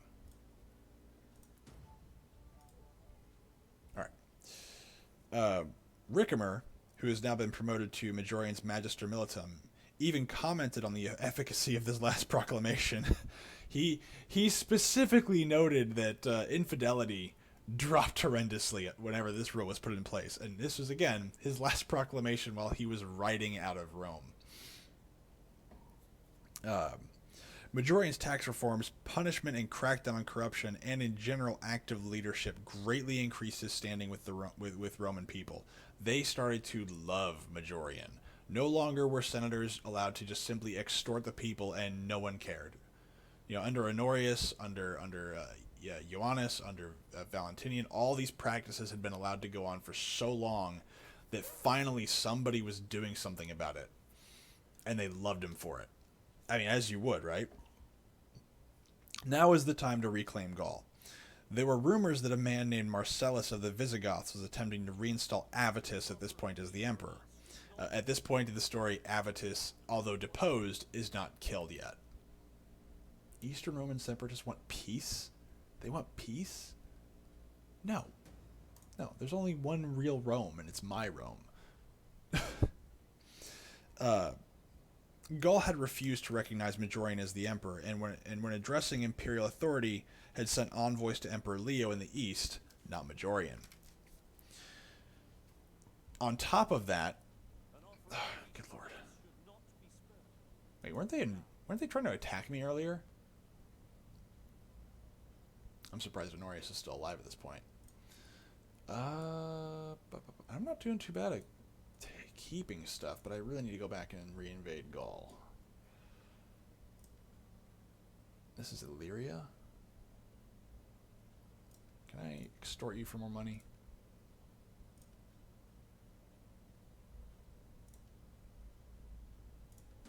Okay, 500 gold.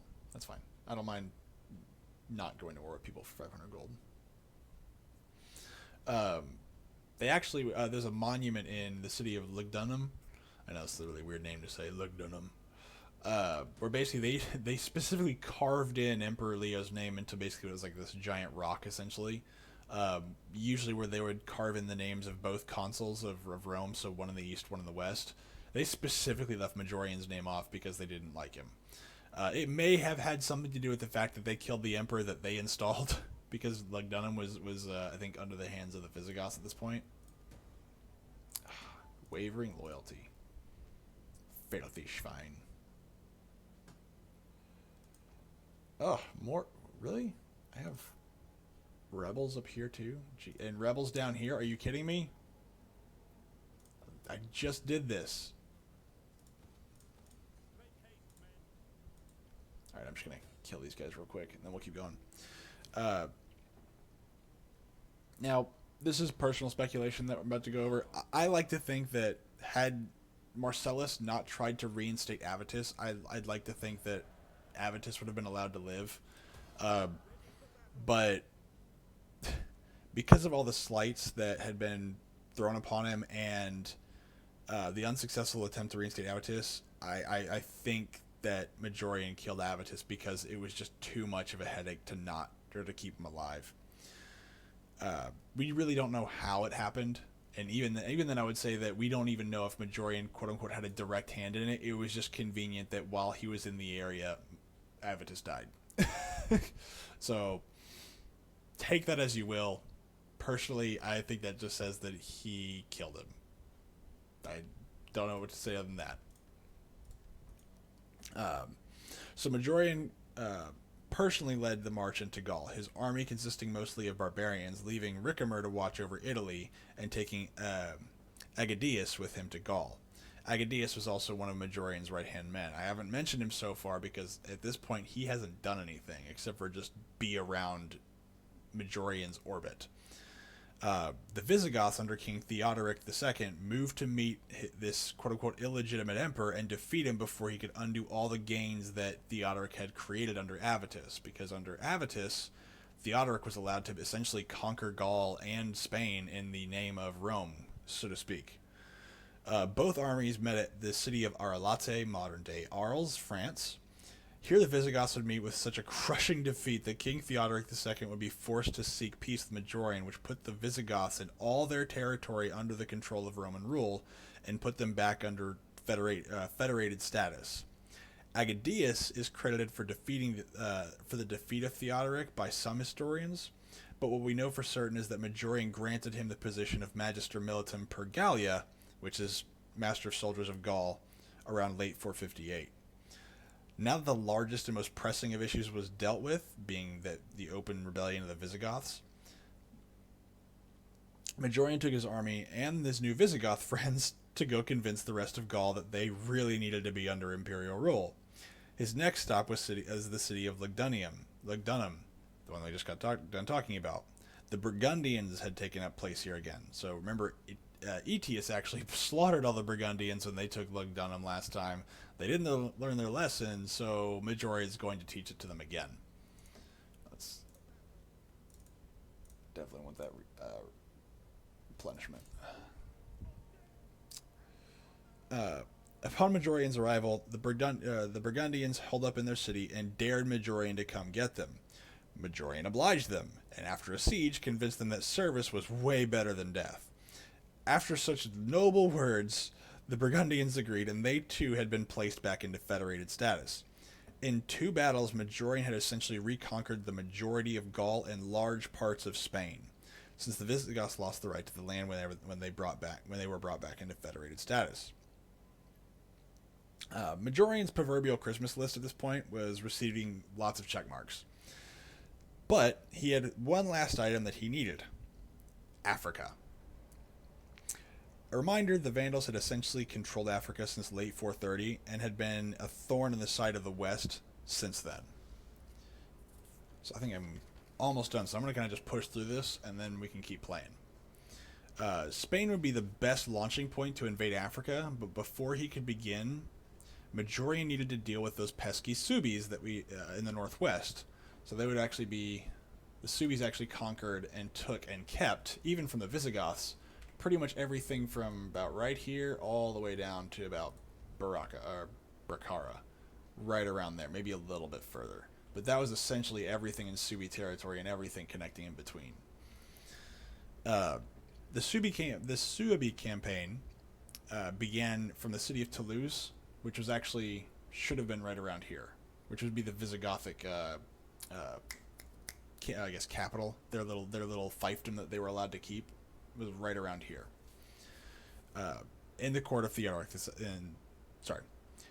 Suebi campaign began in Toulouse in the court of Theodoric II, and Vandal King Genseric was starting to get worried.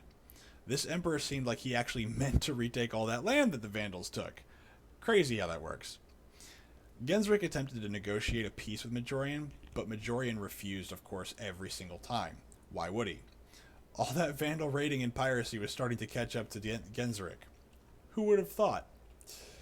So fearful of Roman invasion that Genseric, before Majorian even began to move on Africa, he burned and destroyed an entire province in Africa. Mauritania. He burned the entire province of Mauritania and ordered a naval blockade at all the suspected invasion points that Majorian would be taking. The Vandal threat was probably the most important one economically speaking for Rome because, as I said before and multiple times, that they had essentially cut Rome off from all trade. And since they were no longer giving them food, it was kind of a double-edged sword that they were getting hit with both sides. Not only were they not getting their food from Africa like they were supposed to be, they were getting all their trade cut off from Vandal pirates. And as long as the Vandals ruled Africa, the West could never fully recover. Majorian's economic reforms had worked, though. The treasury was actually beginning to fill again, and he decided it was time to put that money to work. So Majorian ordered a massive fleet to be built in Hispania, specifically in the port of Carthago Nova. This fleet was so large that the Vandals couldn't hope to counter it. It not only succeeded in that, but Genseric's fear of invasion were ever closer becoming a reality. If something was not done, Majorian would soon himself be on a ship leading a massive fleet to drop off an equally massive army in Africa. Majorian's fleet was to number 300 ships. The Vandal fleets were essentially just pirate vessels, incapable of handling such a huge task, and his armies could not stand against the strength of Majorian after he'd amassed both the Visigoths, the Burgundians, and the Suebians. His army was just growing and growing and growing and growing, and there was nothing Genseric could ever do to stop him. Even with the reputation of the Vandals being the Vandals, you can't fight everyone at all the time. By spring 460, the port of Carthago Nova was filled with all 300 of these Roman ships. Now, this is where the story gets fun. Past midnight, in the port of Carthago Nova, on May 13th, silhouettes began to actually show up in the port. Quietly, they pulled alongside the mighty sleeping Roman vessels, mirroring their positions in the ports. Slowly, then very quickly, the black night sky began to light up. The Vandals had struck. By morning, Majorian's fleet of 300 ships had burned and were sitting at the bottom of the port. This was kind of a setback. But the bigger question is, how did the Vandals do it? And I'm going to do a clickbait article and say, the answer might surprise you. Genseric put spies in Carthago Nova, found out who the guards were, and bribed them. That's it. He bribed the guards, who then allowed this giant fleet to be burned to the bottom of the, or to be burned and sent to the bottom of the port. Fun. This setback forced Majorian to the negotiation table, and an uneasy peace was reached.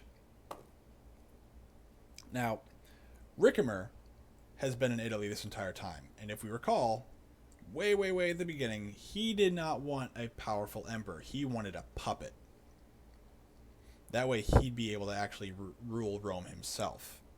But Majorian isn't a puppet. He's ruled very actively, and he's had the support of the people, and he produced results. But not everyone was thrilled with Majorian's reforms. Most notably, those really awesome senators we could talk about. He kind of made it hard to extort all those people. Well, so while Majorian was away, Ricimer begins plotting to remove Majorian from his position. Clearly, Majorian's corruption could not be allowed to continue. oppressing these noble senators and the people at large. So on Majorian's way back to Italy after making peace with the Vandals, the Roman Senate officially sent him a notice to disband his barbarian mercenary army. Majorian complied. And he just continued marching to Italy. On his way back, Majorian's very good friend and military ally Ricimer rode out to meet him at the city of Tortona in northern Italy. Majorian suspected nothing. Upon meeting Majorian, Ricimer ordered the arrest of his co-conspirator against Avitus, longtime friend and ally, not far from the very location where former Emperor Avitus had been killed, which would have been right around here. Majorian would spend the next 5 days in agonizing torture, methods that had been perfected by many, many years of Roman practice, and finally he was beheaded on August 7th, 461. Majorian reigned for roughly about 4 years and was around the age of 40 when he died. Now Ricimer was free to install a new emperor. Perhaps this next one will be one more up his alley. But we'll have to wait till next week to find out who. Because now I want to keep playing Total War. Jeez, it is pouring outside. But yeah. That, like all Romans, as soon as an emperor starts doing good stuff, he dies. Poor Majorian.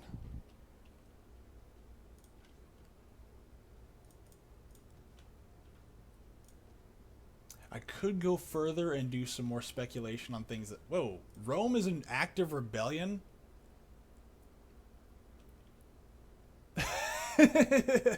Dude, look at this. When did Rome rebel? Holy crap. What is this garbage? I didn't know Rome was in rebellion. It's just...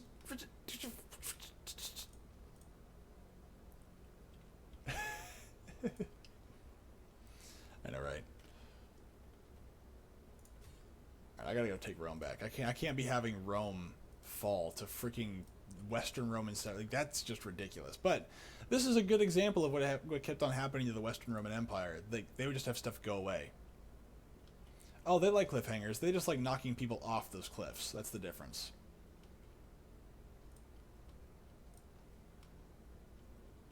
Alright, let's see here.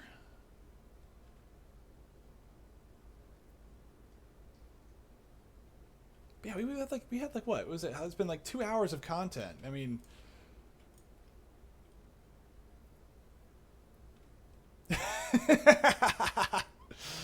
oh, we do. We so do.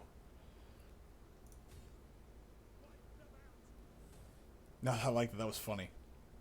That was awesome. Do you have it? I like that. Do you have time to discuss our Lord and Savior Roman rebellions? I like it. That was great. I'm gonna kill all those captives.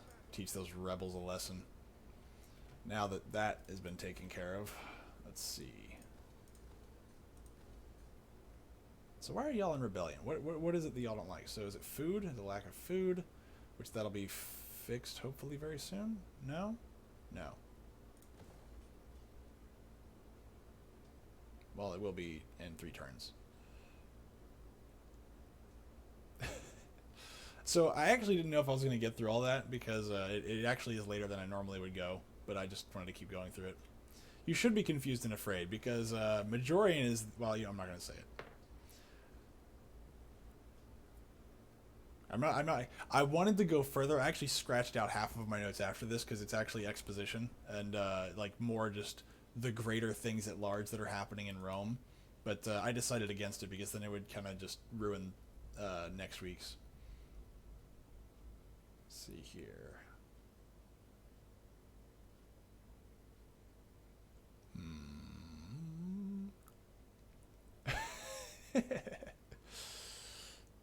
Well, for me, you should always expect it. That's kind of what I'm here to do. Alright, I need to go down here and deal with this. But no, I personally, I mean, I mean, I think that keeping around somebody who helped you depose an emperor is probably one of the dumber things you can do. I feel like they're not going anywhere, and I guess, jeez, they're just not losing people either. Just this city just won't go down. My big what impressed me most was the fact that the Vandals were able to sail into the port, no one noticed. Because I know all the guards were gone, and I know it was in the middle of the night, but no one noticed. And they burned all of the ships, all of them, all 300 of the ships from the bottom of the harbor. Good. How are you? Man, I mean, I'm gonna lose Spain at this point. These Suebians are gonna just mess me up. I already lost Narbo and Alusa, and I don't have the people here to take these guys out yet. Finally, some legios. Okay. I really want to take this back. I might be able to do it, but I might overextend myself too.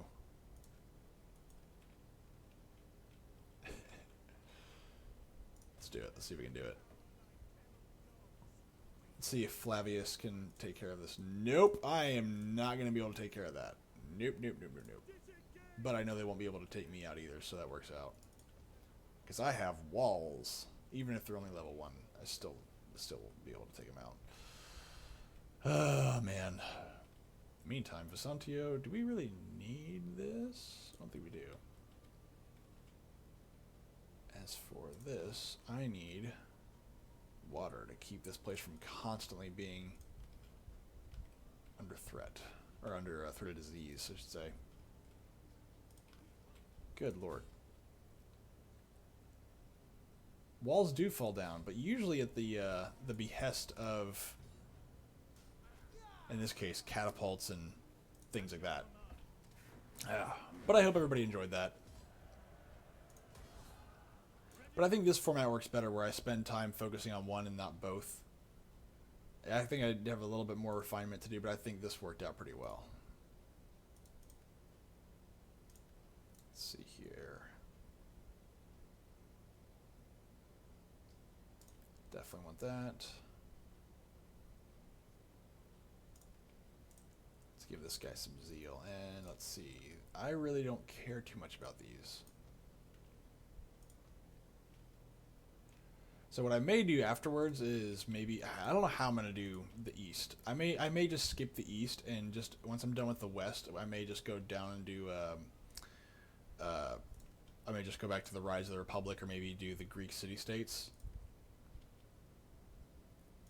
And then work my way into the Roman Empire, or Roman kingdoms, then the Roman Republic, then the Roman Empire. But we'll see. There's a lot of content that I can do with that. That is assuming at the end if people still want me to do history lessons, or if they want me to do something less formal and less structured. I could always just go, yeah, there's this guy, he murdered lots of people. There's lots of people. Which is also an option. I don't really think I can move much around here. You know what I'm gonna do? I'm gonna have to break the siege off. I don't want to do it, but I'm gonna have to break the siege off. This guy's got to go.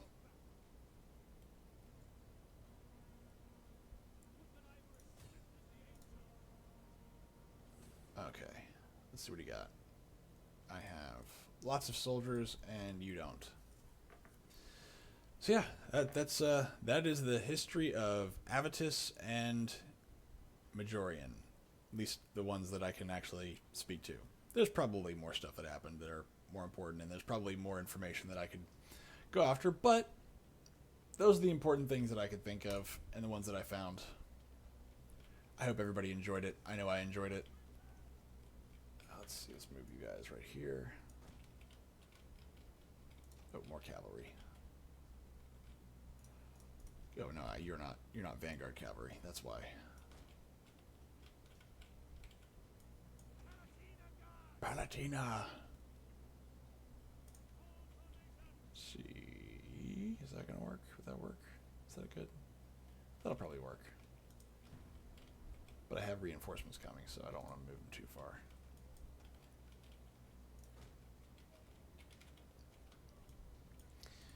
Okay, Well, at the very least, Majorian didn't have some stupid little girl write his key enemy and ask him to come and save her. So I mean, he had that going for him.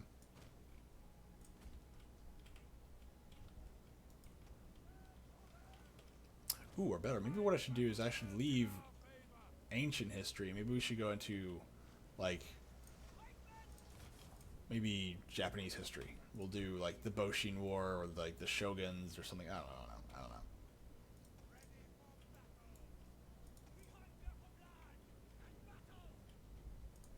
We'll find out. I'll decide later. Alright. Let's see if we can kill these buggers before the thunderstorm decides to knock out my power or my internet. One of the two.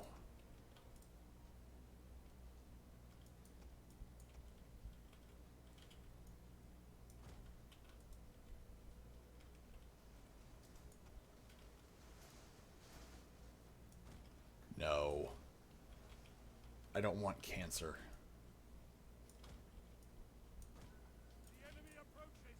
Besides, Bioshock Infinite is about as deep as a freaking kiddie pool. It tries to be deep, but it's like, it's just awful. And I don't...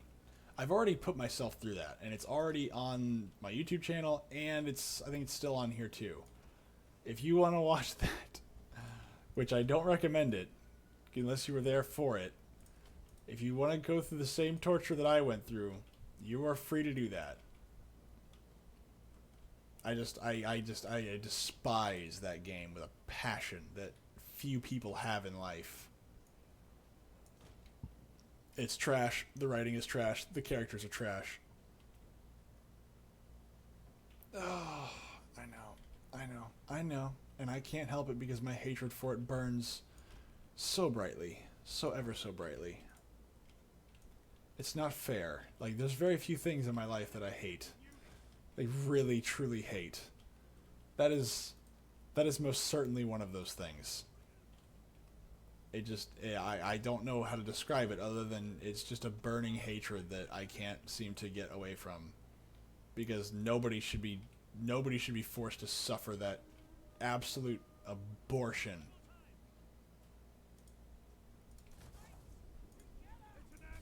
Yes, horsies. Yes, charge my pikemen. Charge the pikemen! No! Oh,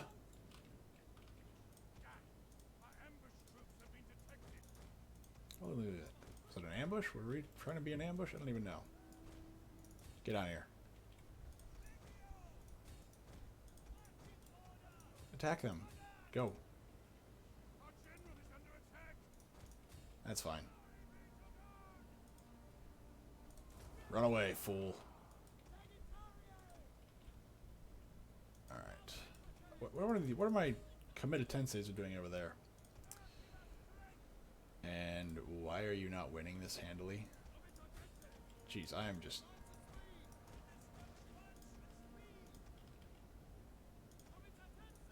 Alright. That works. Ooh! Pikeman! Kill!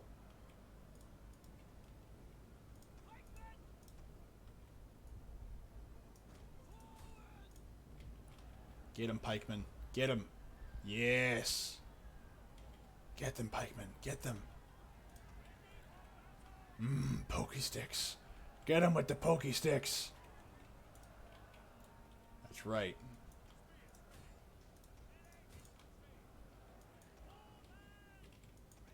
Alright. Oof. Oh, my cavalry are in... Oh, my cavalry are beating them. That's fine. I'm okay with that. Maybe what I should do is actually supplement my Roman troops with more barbarians, because they seem to be doing more work than my Roman soldiers half the time. I feel like even my basic infantry, which, you know, should be the bread and butter of any Roman army, are not doing very well.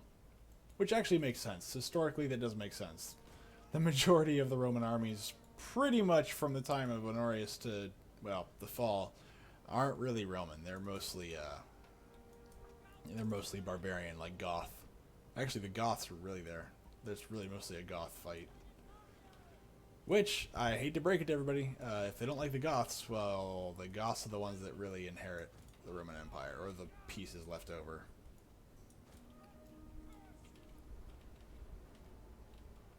Now we can go even further, and I'll even give you all a little bit of a hint of what happens after the Roman fall. Is that, you know, all those really pesky senators and aristocrats that started stealing land from people? Well, before the fall of Rome happens, like really, like the last one, these senators decide that now's a good time to F off. And what they end up doing is they end up offering shelter. They end up offering shelter to all the people fleeing Rome. And what they start doing is they start offering shelter in exchange for work. Now, as maybe some of us know, when the Roman Empire falls, we begin the Dark Ages. And what those people did, what those Roman senators had essentially created in the destruction of the West, was feudalism as we know it in the medieval ages. Or at least a form of it. Of course, it wasn't, you know, it evolves a little bit. Definitely that. I want to get more integrity. I don't want these guys to fall below a certain point. But, let's see here. I know, right? Let's go take these guys out. Yeah, all the Roman aristocrats always knew, they knew whenever Rome was going to fall. They knew it, and so the people that couldn't leave were stuck with it. And so what they did is they ended up offering shelter in exchange for work. And so then you had the fiefs and then the feudalisms that we get in the Middle Ages. Fun fact, right? Right, that's still not high public order. Ew, get rid of that. Ew. Don't convert my beautiful settlement into pagans. Although there is a strategy that works really well to convert Rome back into paganism, and apparently it makes it a lot easier. Then we're gonna do that. Can I do that?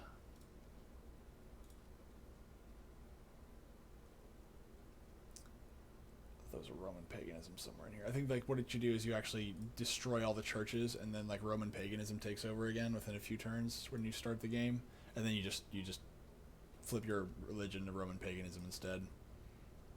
But if I wanted to be a Roman pagan, I would have chosen to play Rome 2, not Total War Attila. Although these guys are a little bit ahead of me on that. They're reconverting to Roman paganism apparently. Jeez, by a or Greco-Roman paganism. Jeez, by a large margin. Holy crap! What is over here?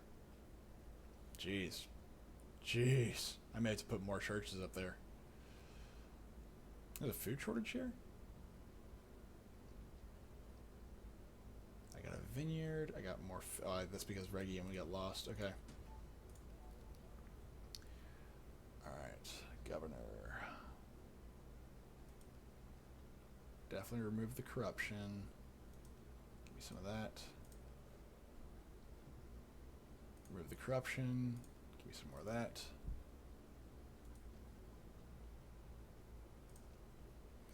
But what's even funnier is that then we lead into the rise of the Franks, and then I think not too long after that, the next major event is the eventual attempt at retaking the West by the East. I don't know if I'm going to go over that. Again, like the Byzantine Empire and the Eastern Roman Empire are the same thing. It just depends upon when one stopped being the quote-unquote Eastern Roman Empire and started becoming the Byzantine Empire. Essentially the exact same thing, and the transition was essentially seamless. There's not really anything that marks it, but it's in history they're seen as two different things. Hey, look, friends! Hunnish friends. So happy they're here. Because as we know, the Huns were super, super fun to deal with. And the best part is, even if I beat them early, even if I manage to beat the living snot out of them early on, I still won't be able to get rid of them. I'm just going to have to live with them until they go away. Ooh, very good. Keep running away. Very good, very good, very good. Let Flavius Honorius, this person that I am redeeming in some small manner, let him take over that place again. I need to retake Rome. Holy crap. I can't believe I have to retake Rome. Of all places. Especially because Rome wasn't even unhappy. So where the hell did they freaking leave? I don't even think I was in like an open civil war either. Technically, I think I am actually in an open civil war. There's too many rebels going on. I can't beat every rebellion back with a stick. I'd like to, though. Whoa.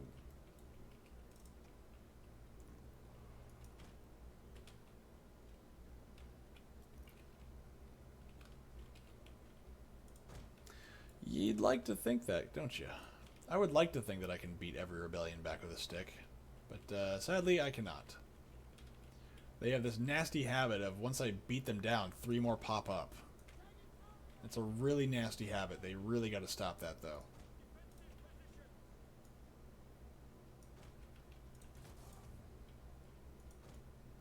Okay. So there's your death sticks, if you will. Yes. They're not death sticks. Hey, is it the Chiro? The symbol on their shields, the Chiro, I think is what it's called.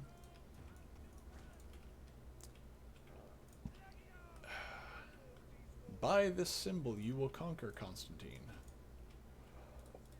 That's actually where the nuke the site from Forest. Yeah, dude, that would be so awesome. I actually really want an Alien video game that isn't just utter trash. And Alien Colonial Marines was my first hope for that. And I was fortunate enough not to buy it. I really wanted it to be good though, but I mean, I'm glad I didn't buy it though. Or if I ever did buy it, I'd want to buy it with like 4 other people so we can play the campaign and stream it for fun.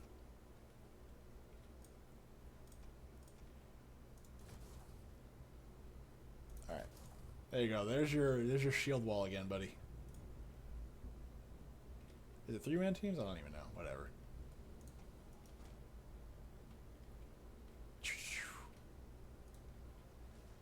Rain! It's rain, don't worry about it. Hooray! I love how the horses jump over. They're destroying that poor man's farm. These bad people. Next big problem is that all my spearmen are over here. I'm being ambushed? By who? Where? Why? How?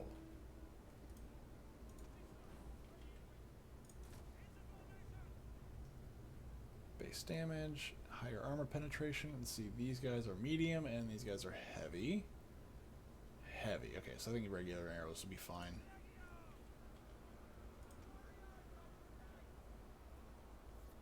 Oh man, actually they have that coming. It's what is it called?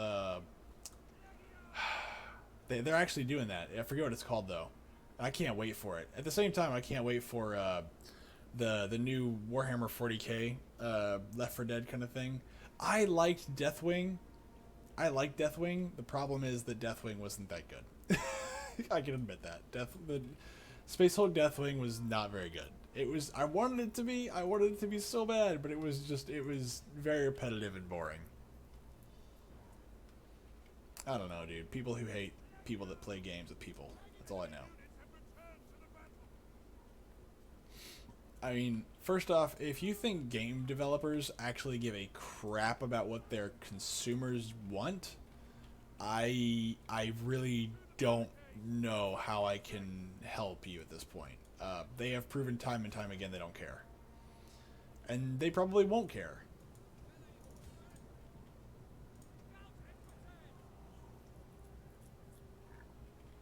I mean, eventually what I'd like to do is get people to play games together on this, like where we can have party nights or whatever. But